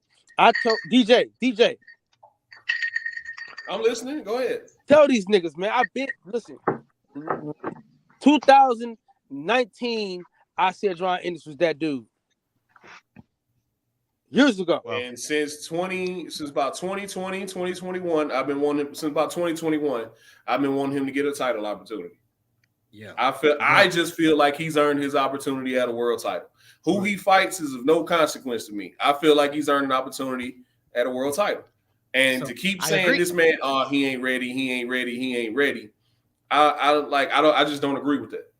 What's the motto of this channel? Well, you said since 2020? 2020? 2020. I say about 2021. So about 2 years ago. Yeah, that's when he fought like Lipinenson though. Hey, yeah, but he knows he's about to get a free title, so why is he gonna risk it? Hey DJ, it ain't no free title. What's our motto? Hey DJ, no, what's our motto of this channel? What's the model of the boxing section? Put his ass in there. Come on now. Exactly. But he don't believe in himself. So it is what it is. And I just want to make it clear, I'm not saying Boots is trash. I'm not saying he's not gonna be great. I'm saying he's not now. Yeah. No, that's all I'm saying too. Hey, I got another one for you. Never Red Tay feel like he ready for Shakur. Put his ass in there. Come on. Exactly. At least Navarrete got some bodies on his resume. I'm not gonna give nobody their flowers when they haven't earned them. I'm not gonna give fucking pre-packaged flowers. Fuck all that. This is the we're all in a rush to be the guy that says, "I told you." It's the same argument I used for Demetrius Andrade, right? We sat there. Kyle recorded it. We sat there and listened to what is considered what some people consider a top guy in the division, a former unified champion, sit up there and tell us, "I'm not fighting him." Facts. Who? Sean Porter sat on the podcast and told us, unless he was my mandatory, I would not fight him. So we're saying Jaron Ennis needs to get these names on his resume. He need to fight somebody. He need to fight somebody. Those are two former champions and who sat in front of our face and told us, I'm not fighting him. And DJ, but just today, hold up, Pudo. Just today, Ugas had an interview and they asked him, would you fight Boots? And he said, man, I've been in the ring with Sean Porter, Earl Spence. I've been in the ring with Figueroa. I done proved myself already. I don't need to prove myself. In other words, I'm not fighting that motherfucker. Bud Crawford, it's a lose-lose situation. What's his name? Rashidi Ellis. Oh, y'all didn't put up enough money for me to fight y'all. Bro, when did he say this, though? When did Ugas say that? It's on record. And go on YouTube right now and find the Ugas interview. It's on there on Fight Hype. When did he say it is what I'm asking. Which one? Ugas, the one you just described. Today. It's on Fight Hype. Go look it up. So he said this today? Yes, today. Yeah, why would he fight Boots? Why would he fight Boots? For? They said, would you fight Boots in the future? Why would he fight fucking why? Why not? Because he's a high contender in the welterweight division. Why would he fight champion, bro? He's on his way out. Why would he fight Mario Barrios? Piro, come on, man. Stop this. It's Eliminator. It's for a title. It's because it's for a title. title. About. These motherfuckers don't title. It's for a title. It's for a title. You say he ain't fight nobody, and then you say it in the same words that why should he fight him? Like, so once again, it's like no, I'm not saying why should he fight him. I'm thinking in Ugas' position, Boots doesn't bring shit to the table for him. Not even pay-per-view, not even money, nothing. And Mario so Ugas is on his way out, bro. And Mario Barrios both ways. No, but it's for a title. When the somebody in that division have said they don't want to fight him. Okay, and unfortunately, this is not Boots' fault at all, right? But it's just a wave of the division. All the names we know and love that would be him proving something to us are on their way out. So yes, at this point in their career, there's no reason for Danny, Sean Porter, Ugas, even Earl of Bud to fight him because they're all on the way out, either done with their career or almost out the division. So right now, they're all trying to get checked. And as far as all the up and coming dudes, Stanley Onis, Virgil Ortiz, Speedy, I guess, whatever. He fought Villa, so that's that. And then who's the other guy that standing on the spot? That's pretty good too. Butayev. Like that's pretty much the most weight in 147. There's really no one else. I don't think he get any credit for beating up on Butayev. He won't get any credit for beating any of those dudes because they're the new weight. He get any credit for knocking out Cody Crowley. I don't think he get any credit for knocking out Alexis Rocha. I don't think I don't think he get credit for beating any of those guys. That's what I said. The best he can hope for is top contenders in the division. He's not going to fight any top contenders in the division. He's not. Based on like Cody. Did I say Cody Crowley? I don't think he'll get any credit for beating up on Cody Crowley. Motherfucker, what do you mean how he's moving? So he can fight. How he's moving? He's only fought one fucking like true welterweight in his whole career. He has more wins than Errol Spence. Which is? Chukadai or whatever the fuck his name is, Karen. So Roman V is not a true welterweight. No, he came up from 140. Look how big that motherfucker is, though. Like he's not no regular welterweight. I give you that, bro. But he's not moving like he wants like a shot at Terrence or Earl. Hold on, wait. Hold up. Time out. Hold up. Puro, you just said something very wrong. Puro. You just said something really wrong. Because he has fought somebody that was a true welterweight. Yeah, Chukadai, I said that. Keith Van Heerden was a true welterweight. Who? Okay. I'll give you Van Heerden. I think he sucks, Van Heerden, but okay, I'll give him to you. Don't give me the extra shit, man. I'm just telling you. You asked me. You said something about it. That's what I said. Well, that ain't gonna get him that fight. I think Van Heerden sucks, but fuck it, he fought him. That ain't gonna get him no top fight. But keep going. I'm not trying to take away. I'm not trying to take away any of his wins, bro. I'm just saying in relation to fucking Bud, now that he has all the titles, like he had an avenue to become the mandatory, and he didn't. He didn't exercise. You got a lot of nerve. You got a lot of nerve. How do I have a lot of nerve? Let me tell you why. Because you criticize somebody from fighting. You're gonna cap though. When you are a Canelo fan, didn't he pull up Amir Khan from Lord knows what weight class and knock his ass out? Yep. So like, come on, man. How do I have a lot of nerve? What are we talking about here? I just told you what I literally just said it. Yeah, that doesn't take nerve, bro. Like what are you trying to say? So keep the same fucking energy. If you guys look at the top 10 rankings of welterweight, bro, there's a lot of names nobody fucking knows. He don't want to fight Bud Crawford. Yes, he does. He's told you many times he does. Because he's about to get emailed the title. Okay. True. That's okay. All you have to do is wait it out until Bud and Earl are there. He's the next guy up. I don't like that email shit, man. You can't. Don't. Bro, if he doesn't, if you get a title, put himself in position to get that title. A champion. He didn't even fight. He's not even fighting for a vacant title. He's just gonna get upgraded. Like I don't. How is that? But that's not his fault, though, bro. It is his fault. Well, the thing about that is he has to relinquish. You can only hold that interim title for a year. Yeah, so but like literally, as soon as Bud drops his title, he'll have to relinquish that. He's gonna get elevated. That's why he fought for it. All right, guys. Hey, guys, the first fighter to do it ain't gonna be the last.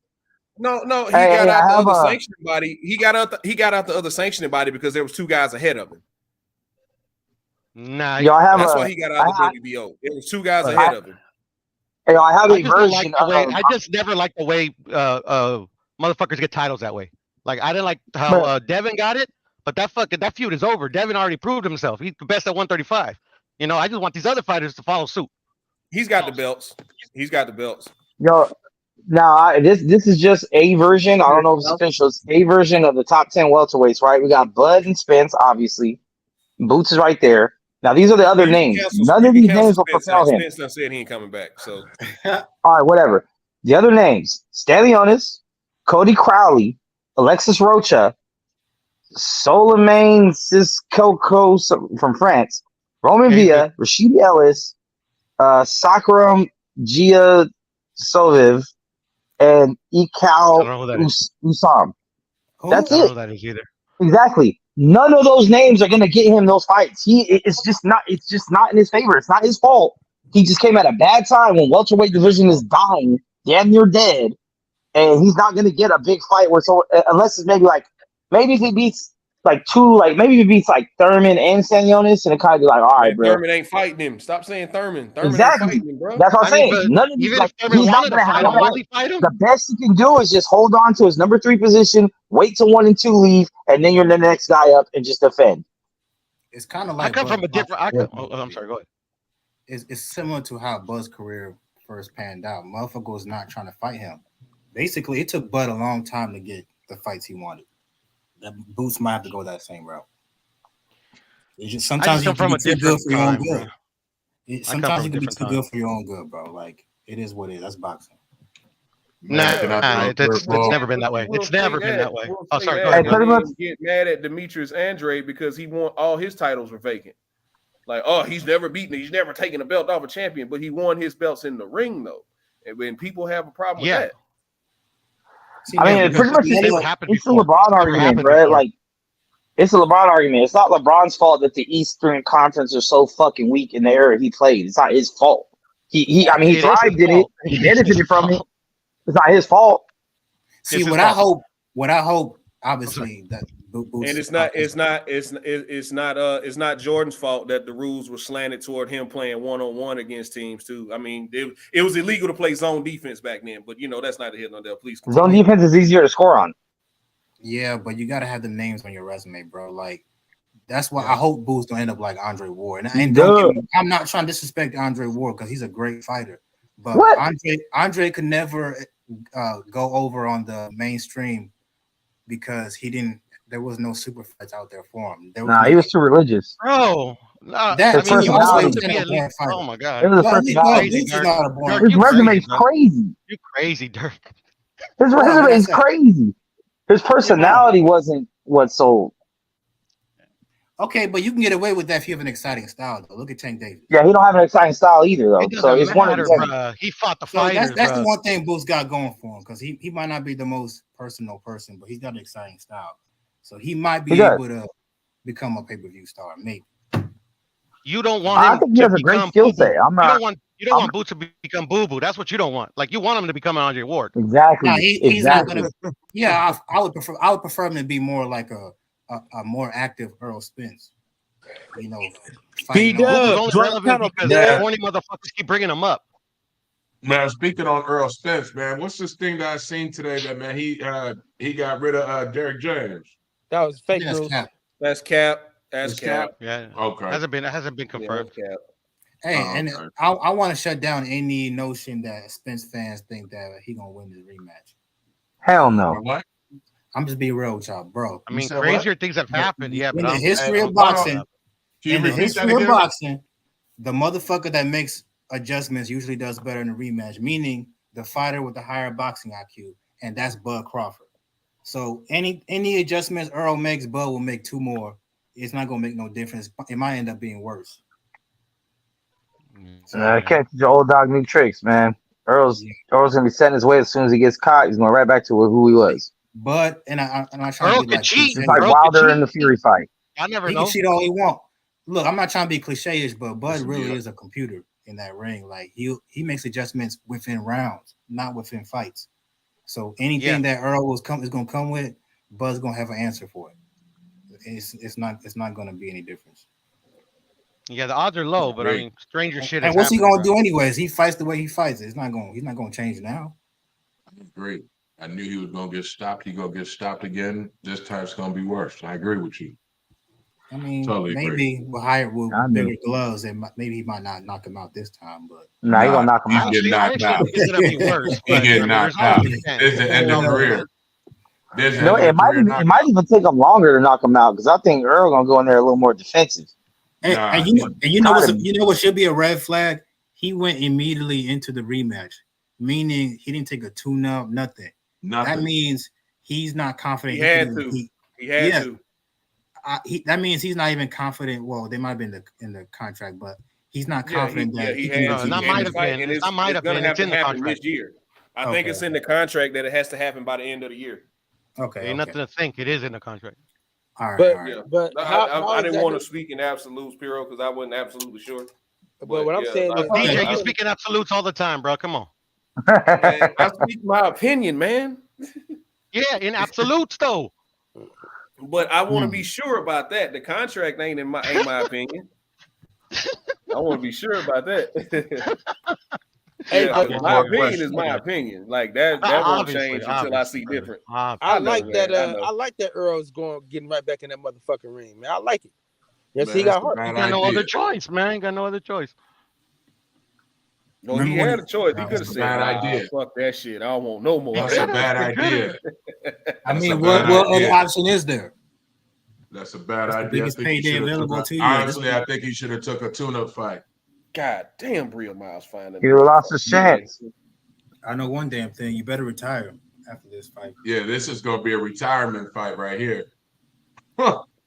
I'm for doing what the fighter wants to do. Man. He wants to keep going, let him keep going. I don't want to see. I don't want to see Earl stick around. He's going to get his ass whooped. Outside of Jamel Charlo, outside of Jamel Charlo, I still think Errol Spence mops 154. I think he'll mop up Mendoza. I think he'll beat up Lubin. I think he'll beat the shit out of Fundura. I definitely think he'll beat up Tim Tszyu. Like, what do you mean? It's still the top. I think he'll beat up Brian Castaño. Now, of all the people you could have said definitely to, Tim Tszyu was the one. I don't know, man. I don't know. We don't know what that fight took out of him yet. His single side. That's what I was about to say. That single-sided way that he fight, man. I think that shit got exposed, man. Like fucking. I think a lot of people are tuned on to that shit now. See, this is my thing with exposure, right? Who else can expose that but Terrence Crawford? It's another counterpuncher. Someone else has studied Terrence Crawford. You better have Terrence Crawford. You better have something like Terrence Crawford got, somewhere close to what Terrence Crawford got to be able to expose it. It don't work that way. I mean, what if his punch? It got exposed. Everybody's seen it. You don't think Tim Tszyu could take advantage on of that? Every fighter should be watching, taking notes. Tim Tszyu's not a counterpuncher, so he's actually a decent. He's not as good as Bud, but he's a decent counterpuncher. He surprised me. Yeah, but he's not. Obviously not. I still think that's going into actual boxing talk. So go ahead. I'm just saying, Errol Spence is not into boxing like that, bro. He's not a gym rat like Bud Crawford. That's part of the reason he got his ass whooped. This is just nothing to do with it. It has nothing to do with it, bro. I'm just saying. But like I said, man, actual boxing talk. We're not doing this. This is actual boxing talk. You might not like it. No, it isn't, bro. No, it isn't a bunch of like fucking cliche fucking boxing takes. It ain't got nothing to do with how they live their life outside the ring. The better. Oh, that shit matters. You I hate that argument. I absolutely look at Floyd. That shit matters. It obviously matters, bro. But I mean, it's not like the end all be all, bro. Look at Kovalev and Andre Ward. But we're not gonna sit here and act like that's why he won the fight. It's because he stays in the gym and look what Errol Spence does. I don't think it's Bud Crawford had better skills. One nigga was Bud Crawford had better skills. I don't care how Chinese. I don't care how often Bud Crawford trained. Okay. Obviously, it was a stylistic matchup, but one nigga is out with Yellow Beezy acting the fool, and then one. Yeah, that has nothing to do with the price of D in China, bruh. Like that doesn't matter. Like everybody was trying to make it seem like, because how can you just ignore? Okay, how about we reword it? How about it doesn't help when you're less skilled with less work ethic also? Facts. But the skills is what I'm talking about. Yes, that's the main. Working harder. You see Shakur out here smoking cigarettes, out here drinking and shit. Hey, what's the quote? Hard work beats talent when talent doesn't work hard. Facts. Now, if you're talented and you work hard, you're pretty much unbeatable. Yeah, they invented those saying like people that don't know what the fuck shit about boxing. Because look at Floyd. As talented as Floyd was, if there was a time when he slacked off, like, this dude's easy. I'm not going to train this time. He could have got beat by someone that trained their ass off night and day. Yep. That's why Floyd was able to still get at 36. It don't fucking work that way, bruh. Hey, I guarantee you Earl's not going to be fighting at 36. Why do you think Bud is able to look this It's a lot of guys that don't get to have long careers, man. Everybody don't get 40 and 50 fights. Right. But don't act like it's out of luck. Bud got 36 and still in great shape for a reason. Who said luck? That's cool. But do you think? But okay. So Bud has lived this clean lifestyle, right? Do you think he's gonna get to 50 fights like Floyd? Well, that's different. No. Okay. Now that's different. Okay. Now that's different. That's different because. All right. But I think Floyd started out at a younger age, and he was more active at early. He got to 50 fights. So, yeah, that's funny shit. I just personally like it matters, but when they get in the ring, like I think it's all about skills. Of course, that's the main thing. I know it's a different sport, but you know who's the perfect example of that? John Jones. Oh yeah, well that nigga John Jones was doing cocaine, wasn't training. All he did was cut weight. And went in there and was smoking dudes. Well, it's the skill level, man. Niggas like John Jones, though. Like it's always been the skill level. It's always been the skill level. Yeah, it's always been the skill level. Nothing more, nothing less. it doesn't. I don't. It doesn't bother me, guys. Is training methods. Whatever training method works for you, it works for you. But in the ring is when them skills matter. You might, if your training ain't up, like Meg was saying, like if your training ain't up to par, you might get in there with a guy who ain't necessarily on your level and look like dog shit, but you'll still win the fight because you, at the end of the day, you had better skills. Look, I agree with that. And sometimes, that skills fighter doesn't win. So, when y'all think this fight's supposed to be taking place? I see he reactivated the rematch. Supposed to be in December. Yeah, I heard December. It'll have to be in December sometime. Now, my other question, if it's in December, what's the news with Terrence Crawford's coach? He's in jail until October 9th. He's in jail until October 9th. Man, listen to this, man. Man, I'm over here. When I seen the news this morning, man, I picked up the phone and called Kyle right away because I'm sitting there thinking to myself, I said, man, how the fuck this motherfucker even get a gun from the United States all the way out there? That's my question. What did he think? I heard he bought it over there. Like, I don't understand the logic. What do you think was going to happen? Man, what was you was going to slip through? He's just stupid. That's all. Man, but what you buy a gun for over there? For what? I heard them niggas, they got knives over there. Mugged, but I couldn't tell you if that's true or not. Oh, word? Yeah, I don't know if that's true or not, though. I mean, they do got knives over there. Hold up. Yeah. Oh, yeah. Somebody over in the UK? They got like a man, they were, at one point, they were leading the world in like stabbing deaths, man. Yeah, like they will. But I mean, there's a lot of people that's been shanked up over there. Like it was a fighter who's in the UFC, Darren Till. He left the country because he got stabbed up. He left and went to Brazil. Somebody said, some UK dude on Twitter was saying, all Americans have guns because they don't know how to fight. Like I bet some of y'all wish y'all had guns. Like I bet some of y'all wish y'all had guns. Y'all wish y'all had guns. Yeah, like a motherfucker. Come out with a kitchen knife or whatever. Guns don't make you tough, bro. Guns ain't shit. Yeah, it's gonna even the odds though.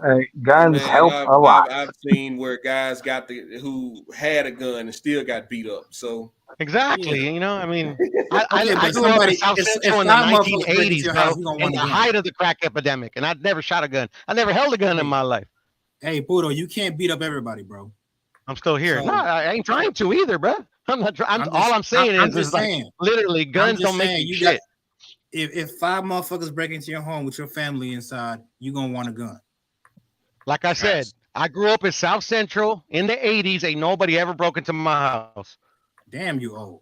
I'm just kidding. Yes, I am old, bro. I love Vegas. There's open carry out here. Ain't no fucking around in Vegas. Yeah, I'm in Arizona. I've been in a drive-by once. I bet you have. You say you from South Central. On what side? Like that's like a birth. On the inside of the car or the outside of the car? Now I was rollerblading on the sidewalk and they came and shut up this house and I had a fucking duck and shit. I remember that shit. I was little. Damn. Excuse me. Yeah, kids dodging bullets. But they were selling drugs at the house when they moved out. That America, baby. Any more problems. That's America. So, yeah, America right day, man. I haven't heard of drive-bys in a long time. That's because LA ain't the same like it was back then, which is a good thing. Mm-hmm. Yeah, it is a good thing. Even from the 90s, but we're not gonna get into all that. And I don't live in South Central no more, you know. So. Yeah. Oh, you moving on up? No, we moved. I left South Central when I was 13 or 14, and we moved to Carson, California. Oh, you still in Carson?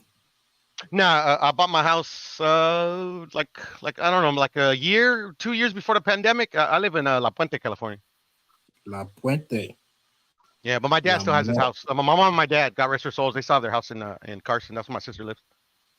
Oh, that's what's. Rest in peace to your parents. Thank you. I said rest in peace to your parents. Thank you, sir. Appreciate it. But yeah, man. Yeah, that kind of threw me. All right, so who we got? I don't know if we even talked about this because I wasn't on in the beginning, but who got in that Frank Martin and Shakur? Come on, man. Come on, man. Come on, man. Like, I'm saying, put it on right now. You don't want no way can't beat to shoot Shakur later. right now, dog. Not now. Probably never, but definitely not now. Frank Martin can't beat Shakur, man. Hey, let's put some money on it. Who want to bet that Frank Martin don't even win a round? He might win a round. Man, I just seen Frank Martin. I was telling Kyle. Okay, that's too nuanced. Let's make it easier. Back. If the fight is competitive, let's put money on that. What do you consider competitive? What do you consider competitive? Like Frank win at least 3 to 4 rounds. I'm being generous.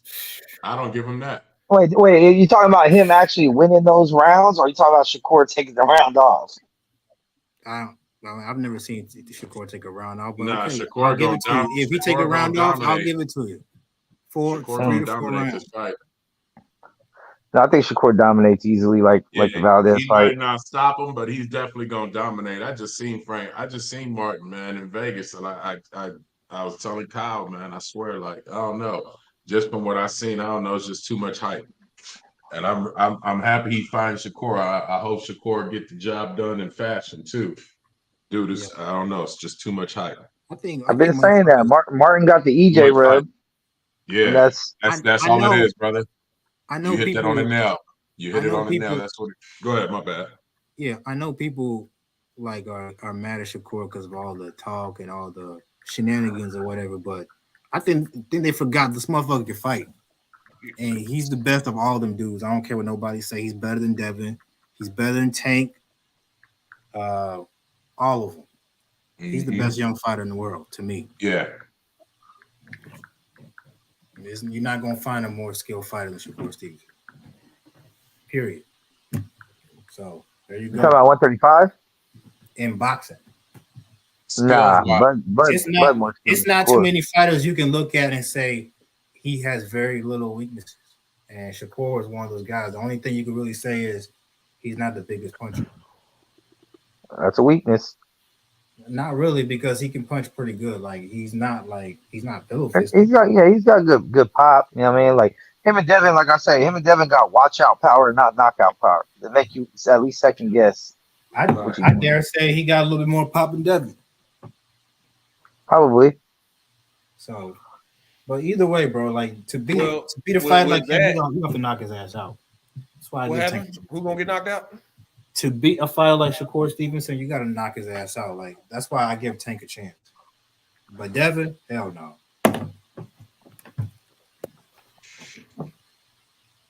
no chance. I'd be interested to see what happens if someone actually catches him, because he's so good at defending that we don't know yet, and it could be the Roy Jones effect. Or once he actually does get cracked. When have you seen? When have you seen in the history of boxing a motherfucker with 20 fights and their chin hasn't been tested yet with this level of competition? Roy Jones? I mean, I feel like Roy will get touched at times, though. Like, I could be wrong. I don't remember him ever just catching a clean one. Kind of like Floyd, too, I guess, for a while. He didn't really catch nothing too clean. Maybe Chop Chop was like his first time really getting I wasn't cracked. wrong when he was fighting, so. Oh shit! Yeah. I don't know. I mean, I like Shakur too. I think he's up there too. Obviously, we all put him in that top mix,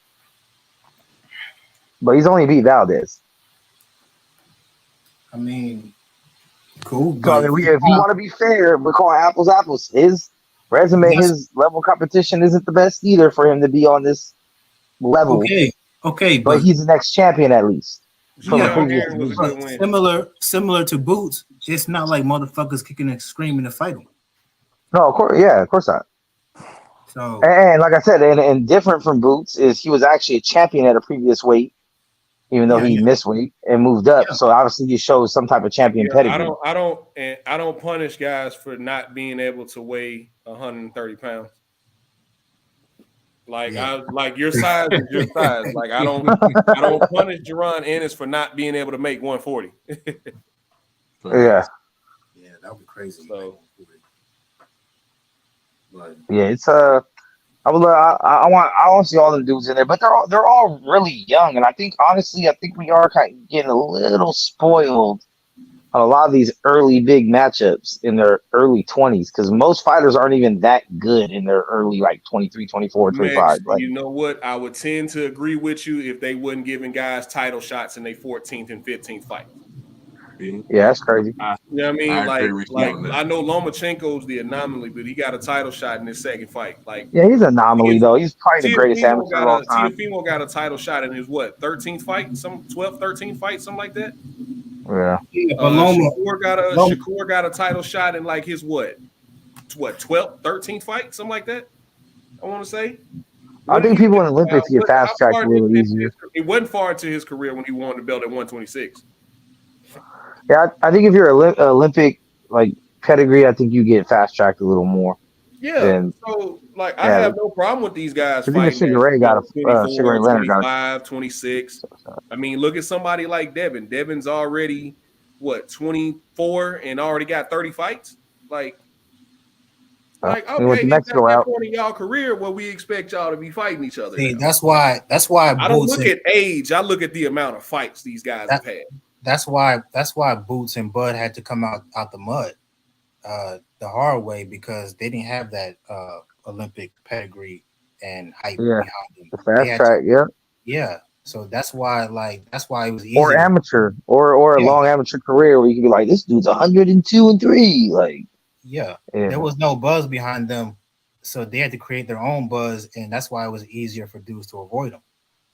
Because even with Earl, Earl got the Mayweather rub. It wasn't until that sparring shit that everybody knew who Earl was. Oh, he blacked Mayweather's eye. Who's this guy? Oh, Mayweather takes the next up. Like all of a sudden, everyone's on on Earl. And here's another guy but see, the difference with that is everybody knew who Shakur was coming into the pros. Nobody really, I understand Errol was in the Olympics, but nobody, like his name wasn't ringing bells off like Shakur and Keyshawn and all these guys' names is ringing off now. Even when that shit happened, at that point, Errol was 12, 13, and 0. Like he was when the shit with Floyd happened, when the famous spar session with Floyd happened, like Errol was already, I think somebody fact check me on that. I think Errol was already like 13 and 0 by the time that happened. Because he didn't get his first title shot until he was 21 and 0. So, that's why I said I look at the fights. I don't look at a guy's age, because you look at somebody like a Jaime Munguia who's like 25, 26 years old, I want to say, but he's already got like 44 fights. Canelo's only 32, 33, but he's got 68 fights or some shit like that. That's that Mexico program, dog. That's why Devin went over there. That's when you fight that's when my bad. That's when these guys fight real boxers from Mexico that drive taxis and have taco stands on the weekends. But they're real boxers. Because they have a license. Right. But when it's Jake Paul, motherfucker, the ex-UFC champion, been kicked in the head, knee in the face, and everything. Oh, you're not a real fighter. But Jesus Lopez that's doing his debut, he's a real one. Jake Paul, bro. I agree with that. Jake Paul, he put in real work to do what he's doing. Like, he still is for under 10 fights. He has a crazy resume for under 10 fights. Yeah, like, he doesn't, man. Stop bullshit. Compared to everyone you just mentioned. Stop the bullshit, man. I challenge. I'll take any bet. Right now. Cash money, cash app. Look at Canelo's first 10 fights, or what? Jake's on 8th fight. Look at the first 8 fights or his first 8 fights, and you tell me who has a better resume at this point. Okay, and you tell me how many of them guys had an actual boxing record, had an actual amateur background. The only guy that fits into that category, he fucking lost to. No, actually, Anderson Silva had boxing background. Anderson Silva was 176 years old. He still had a boxing background. Oh shit! Hey, I don't know how old he was, big ass whooped. and look, it was putting hands on Jake Paul.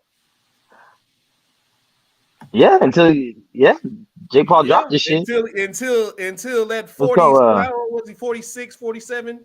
Until that shit kicked in. Here goes Canelo's first 8 fights. His first fight was against a dude that was 0-1, Abraham Gonzalez. His second fight was against Pablo Alvarado, 0-1. His third fight was against a man that never fought before at all, but somehow he's better. Like a debut. His fourth fight was against a guy that was 0-0 with a draw. His fifth fight was a draw against someone that was 3-6, and then 2-2, 0-1, 4-5, 0-1, debut, 4-5, 2-6. Then it wasn't until he got here 16, 13-1 we actually fought people with a winning record. But somehow all those fights, those are real boxers. Miguel Vasquez, who hadn't fought, didn't even fucking fight. They sucked. He wasn't fighting 40-year-old MMA fighters who had never boxed before. Like, you got, bro, half of Jake Paul's opponents had never put on boxing gloves in a competitive ring before. And half of Canelo's opponents should have never put on boxing gloves against him before. Dude, this dude Pedro Lopez, who was his fourth fight, his career. At the same time. Two things. Pedro Lopez's career stats is 0-6, being knocked out 4 times. He never won a fight. It's something that it's not. Is beyond me. Trying to glaze his resume is something that's not. Is beyond me, man. I'm just saying, for a young up and coming fighter, well, I mean, which is hard to believe he's up and coming because he's selling pay. The biggest thing I think about it is the fact that he's headlining pay-per-views. Like, if Jake Paul was on the third fight on the undercard, and he was like, he's a star. I'm not denying his star power. I'm not denying any of that. All I'm saying is the one guy that was his equal, he lost to. Yeah.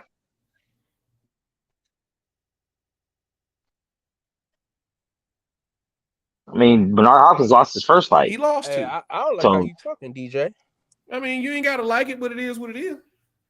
No. I don't like what it is. I mean, I don't. I don't like Robitussin, but if I get sick, that's what I take. I mean, he ain't listening. Nigga ain't listening. I just can't. I can't wait to just throw it in people's faces when Jake Paul gets a fucking random ass cruiserweight title. She's gonna be hard to get one when shit Better BF get up there. Man, Better BF finna fucking retire, man. Yeah. Honestly, Better BF just fights Bivol. He could be done already. Who just moved up? Somebody he fucking knocked out just moved up, man. To Cruiser? If they get a fucking title, because I think they can do it. I'm trying to remember who it was, man. Oh, was it? Oh. So that Arthur Betterby fought? It damn sure ain't Marcus Brown. It wasn't Anthony Yard. Huh? Anthony Yard? No. Joe Smith, Marcus Brown. Joe Smith Jr. Joe Smith Jr. just moved up. Oh. Joe Smith Jr. just moved up. If Joe Smith Jr. get a title at fucking cruiserweight, Better BF coming. Especially since they ain't gonna let him fight Bivol. Why not? Yeah. I think he's gonna smoke Callum Smith come January. Damn, I'm mad that fight got postponed. But I think he's gonna smoke Callum Smith in January, and I think after that they'll try to explore the Bivol fight again. Because I don't even know who Bivol's fighting. That's an L-Dub question. Who's Bivol fighting? Damn, that's L-Dub. Because I hadn't seen Bivol since last year. Is Bivol even allowed to fight? Or no, it was Betterby they weren't. Who is it that they were hating on? Which Russian? The thing with them was the WBC said they wouldn't let Bivol fight for their title. Oh, that's crazy. Which is crazy. Why is that? Crazy. Huh? That's racist. Why is that? Because of the Russia sanction. In certain sanctioning bodies, Russian fighters ain't ranked. Because of the sanctions with the war and all. With the war, yeah. But that's crazy because Bivol's been in America for a long time. He's actually a dual citizen. That's kind of fucked up though, bro. Because that's just like Better BF has been in Canada. The reason why Better BF is able to keep his belt is because he's lived in Canada for like the past 16 years. and some bitch lives on a farm in Canada and only come down to fight. That's why he's strong over there chopping wood and shit. Man, Right. I ain't mad. You don't hear nothing about Better Biev until it's time to fight. Yeah, man. The man don't do no interviews. I don't even think he speak good English. It's also why he's not a star, even though he has 100% knockout ratio. Even though he smoked everybody he fought. He smokes everybody. I'm serious. I call that motherfucker the Terminator, bro. And once again, that's on the promotion company, because even if you don't have a personality, they should be shoving down people's throats. Man, they should have all kind of fucking Terminator CGI shit going on with him, like leading all the way up until his fight. If he don't talk, you got to find a way to promote him. Off top, you have to. Nobody who's gotten in the ring with him has lasted the entire fight. I'd find a way to promote that. I mean, look what they did with Virgil. Right. And Virgil has lesser competition than Betterby does. At least Betterby got real names on his resume. Or a couple. At least recognizable names. Virgil doesn't even have a recognizable name yet. After he smokes Callum Smith in January, he'll have 3. He would be Anthony Yard, Joe Smith Jr. Hell, I'll even throw Marcus Brown in there, and then he'll have Callum Smith. And he has like all those gold medals too from world championships, European championships, World Cups. Beat Usyk in the amateurs, man. A lot of people don't remember that. Yeah, that's crazy. The other thing about him too, though, his style doesn't look like I'm gonna knock you out kind of guy. Like it's more like a plodding, like something kind of happens. He doesn't load up on a lot of his punches. He doesn't have like that vicious like speed like Tyson did and shit with combinations. Man, you heard what Lonnie B said. Bro, did you not see when he knocked out Joe Smith Jr.? Like Joe Smith thought he was just about to walk forward and walk him down. No, that motherfucker got on his bicycle and was clipping Joe. Mm-hmm. So just when you think he's just gonna try to walk you down and knock you out, no, Artur Beterbiev has legit skills, man.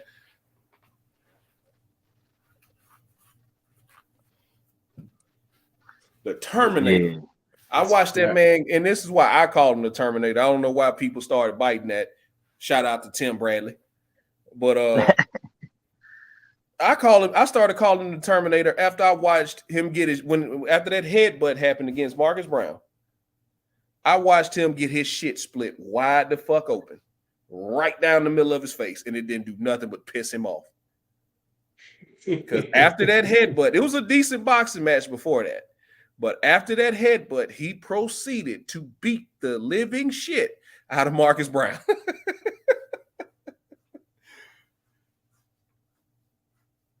I was like, oh, this motherfucker, the T-1000. And that's another characteristic that some of the best fighters have is when they can just turn it on to another level.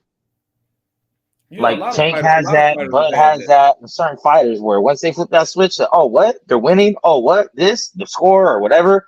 Oh, the fight's gonna get stopped because of this. Oh, watch. I'll get them out of there right now. Boom. And then you think to yourself, why don't you just do that to begin with? Like Tank does it masterfully. Like he takes a few rounds, gets his reads in, and then you can see it with him. You can see, all right, I'm tired of fucking around with you. Yep. Yep. It's just like those guys. It's like those guys that we know are better than us at basketball, and they come outside to play with us at the park, but they kind of just bullshitting. And then when that one time you start talking shit, yeah, okay, and they just score 15 straight and the game's over. Like it's that type of shit. All the greats got it. Damn. This is a good one. Phil, get the boxing section back, man. Kyle, punk ass Kyle. Where'd he go? Hi. DJ man, you used to be the co-host. And then what happened? Man, I got promoted. Man. I couldn't. I used to be able to just sit around, 4 hours a night, be able to let people on, take people off, whatever, be able to really run the show. But ever since I got promoted, man, I'm responsible for like 5-6 other people. So I got to watch them all the time, making sure they do their job. So I really don't have time to sit down and do the show like I used to. And even when Kyle go live during the days, like I'm asleep most of the time.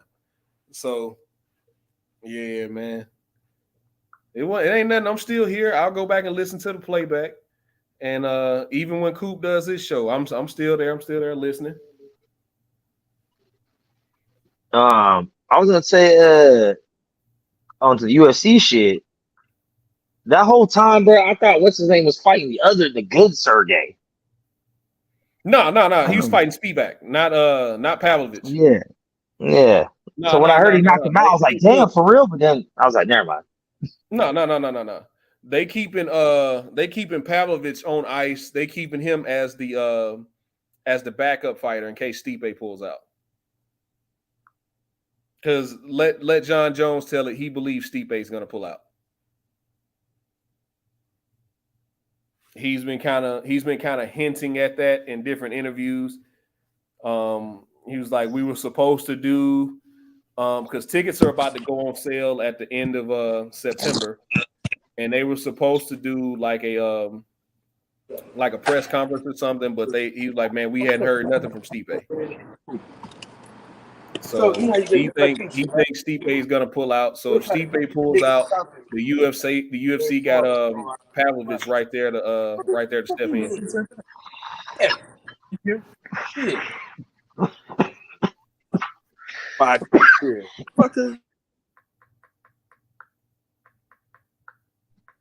My bad, y'all. ShopDemonTimesZox.com. ShopDemonTimesZox.com. This ain't good. Man, there ain't nothing going on in California, bro. I was trying to look at some of like California sporting events and shit. There ain't no big fights coming. I don't think. No boxing, UFC, Bellator even.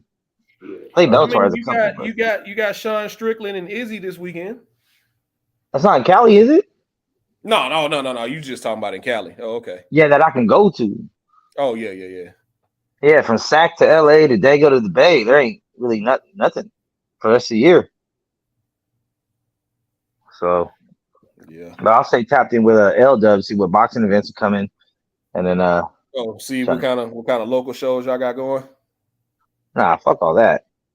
I'll go to work, bro. Like if it's I want to go to shit where like 5-10 years from now you'd be like, man, I was there. You know what I mean? So. But yeah, no, that wasn't a good Sergey, man. You know they had to give Ghana a bounce back fight, and they were fighting in Paris too. Shit. They had to give Ghana a bounce back fight, dog. And Spivak ain't a bum, but nah, he wasn't fighting Pavlovich. You thought he was fighting Pavlovich. Yeah, I was like, yeah, he knocked out Pavlovich. Like that's crazy. No, he fought Spivak. Yeah, fuck all that, man. Man, did you watch Contender Series tonight? Nah. Man, bro, y'all need to get on that shit, bro. I wait till they make. I told y'all I watch the amateur shit. All finishes.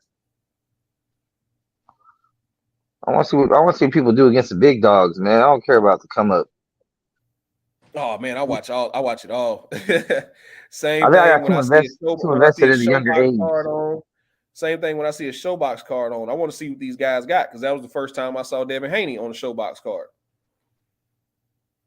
I think when I was a little bit younger, a lot more into sports, a lot more when I was in fantasy football, all that shit.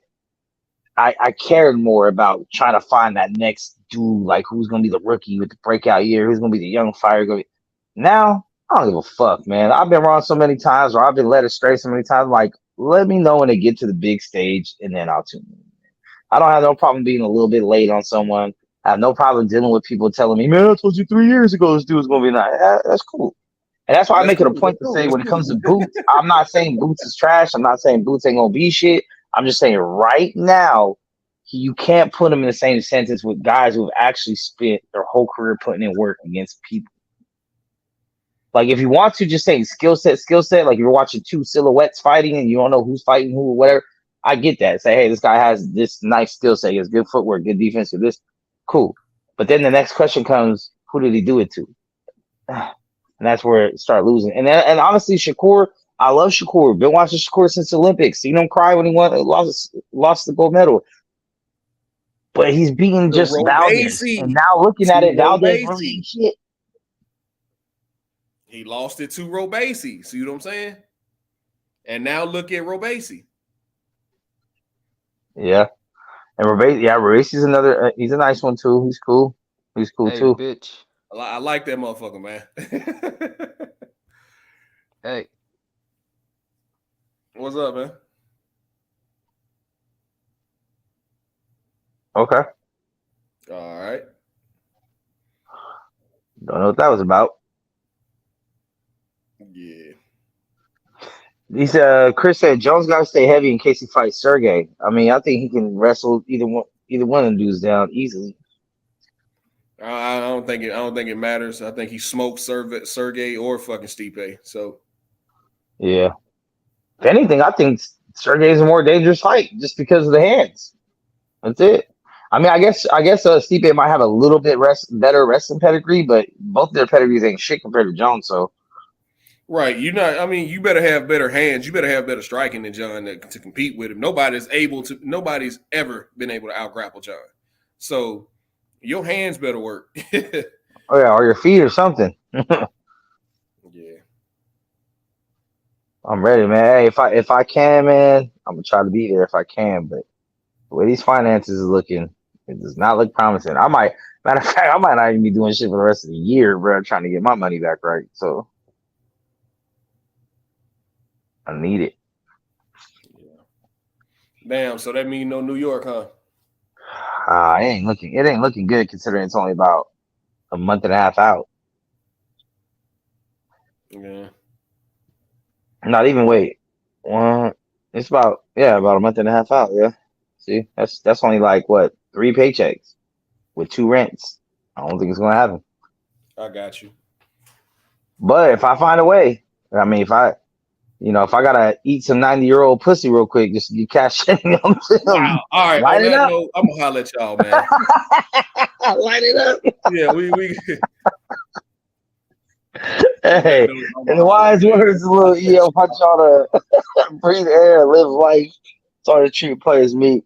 Thank you for coming through today, breaking bread with us. You know what I'm saying?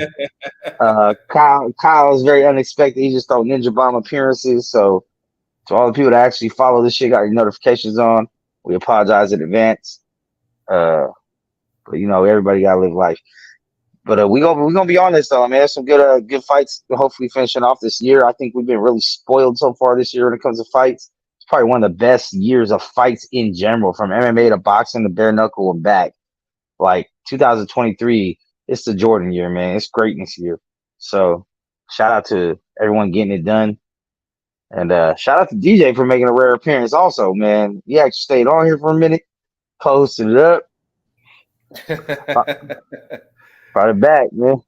Yeah. But on that note, I'm gonna go ahead and end this shit. So shout out to the chat too. Y'all always stay lit, and the 7 viewers we got.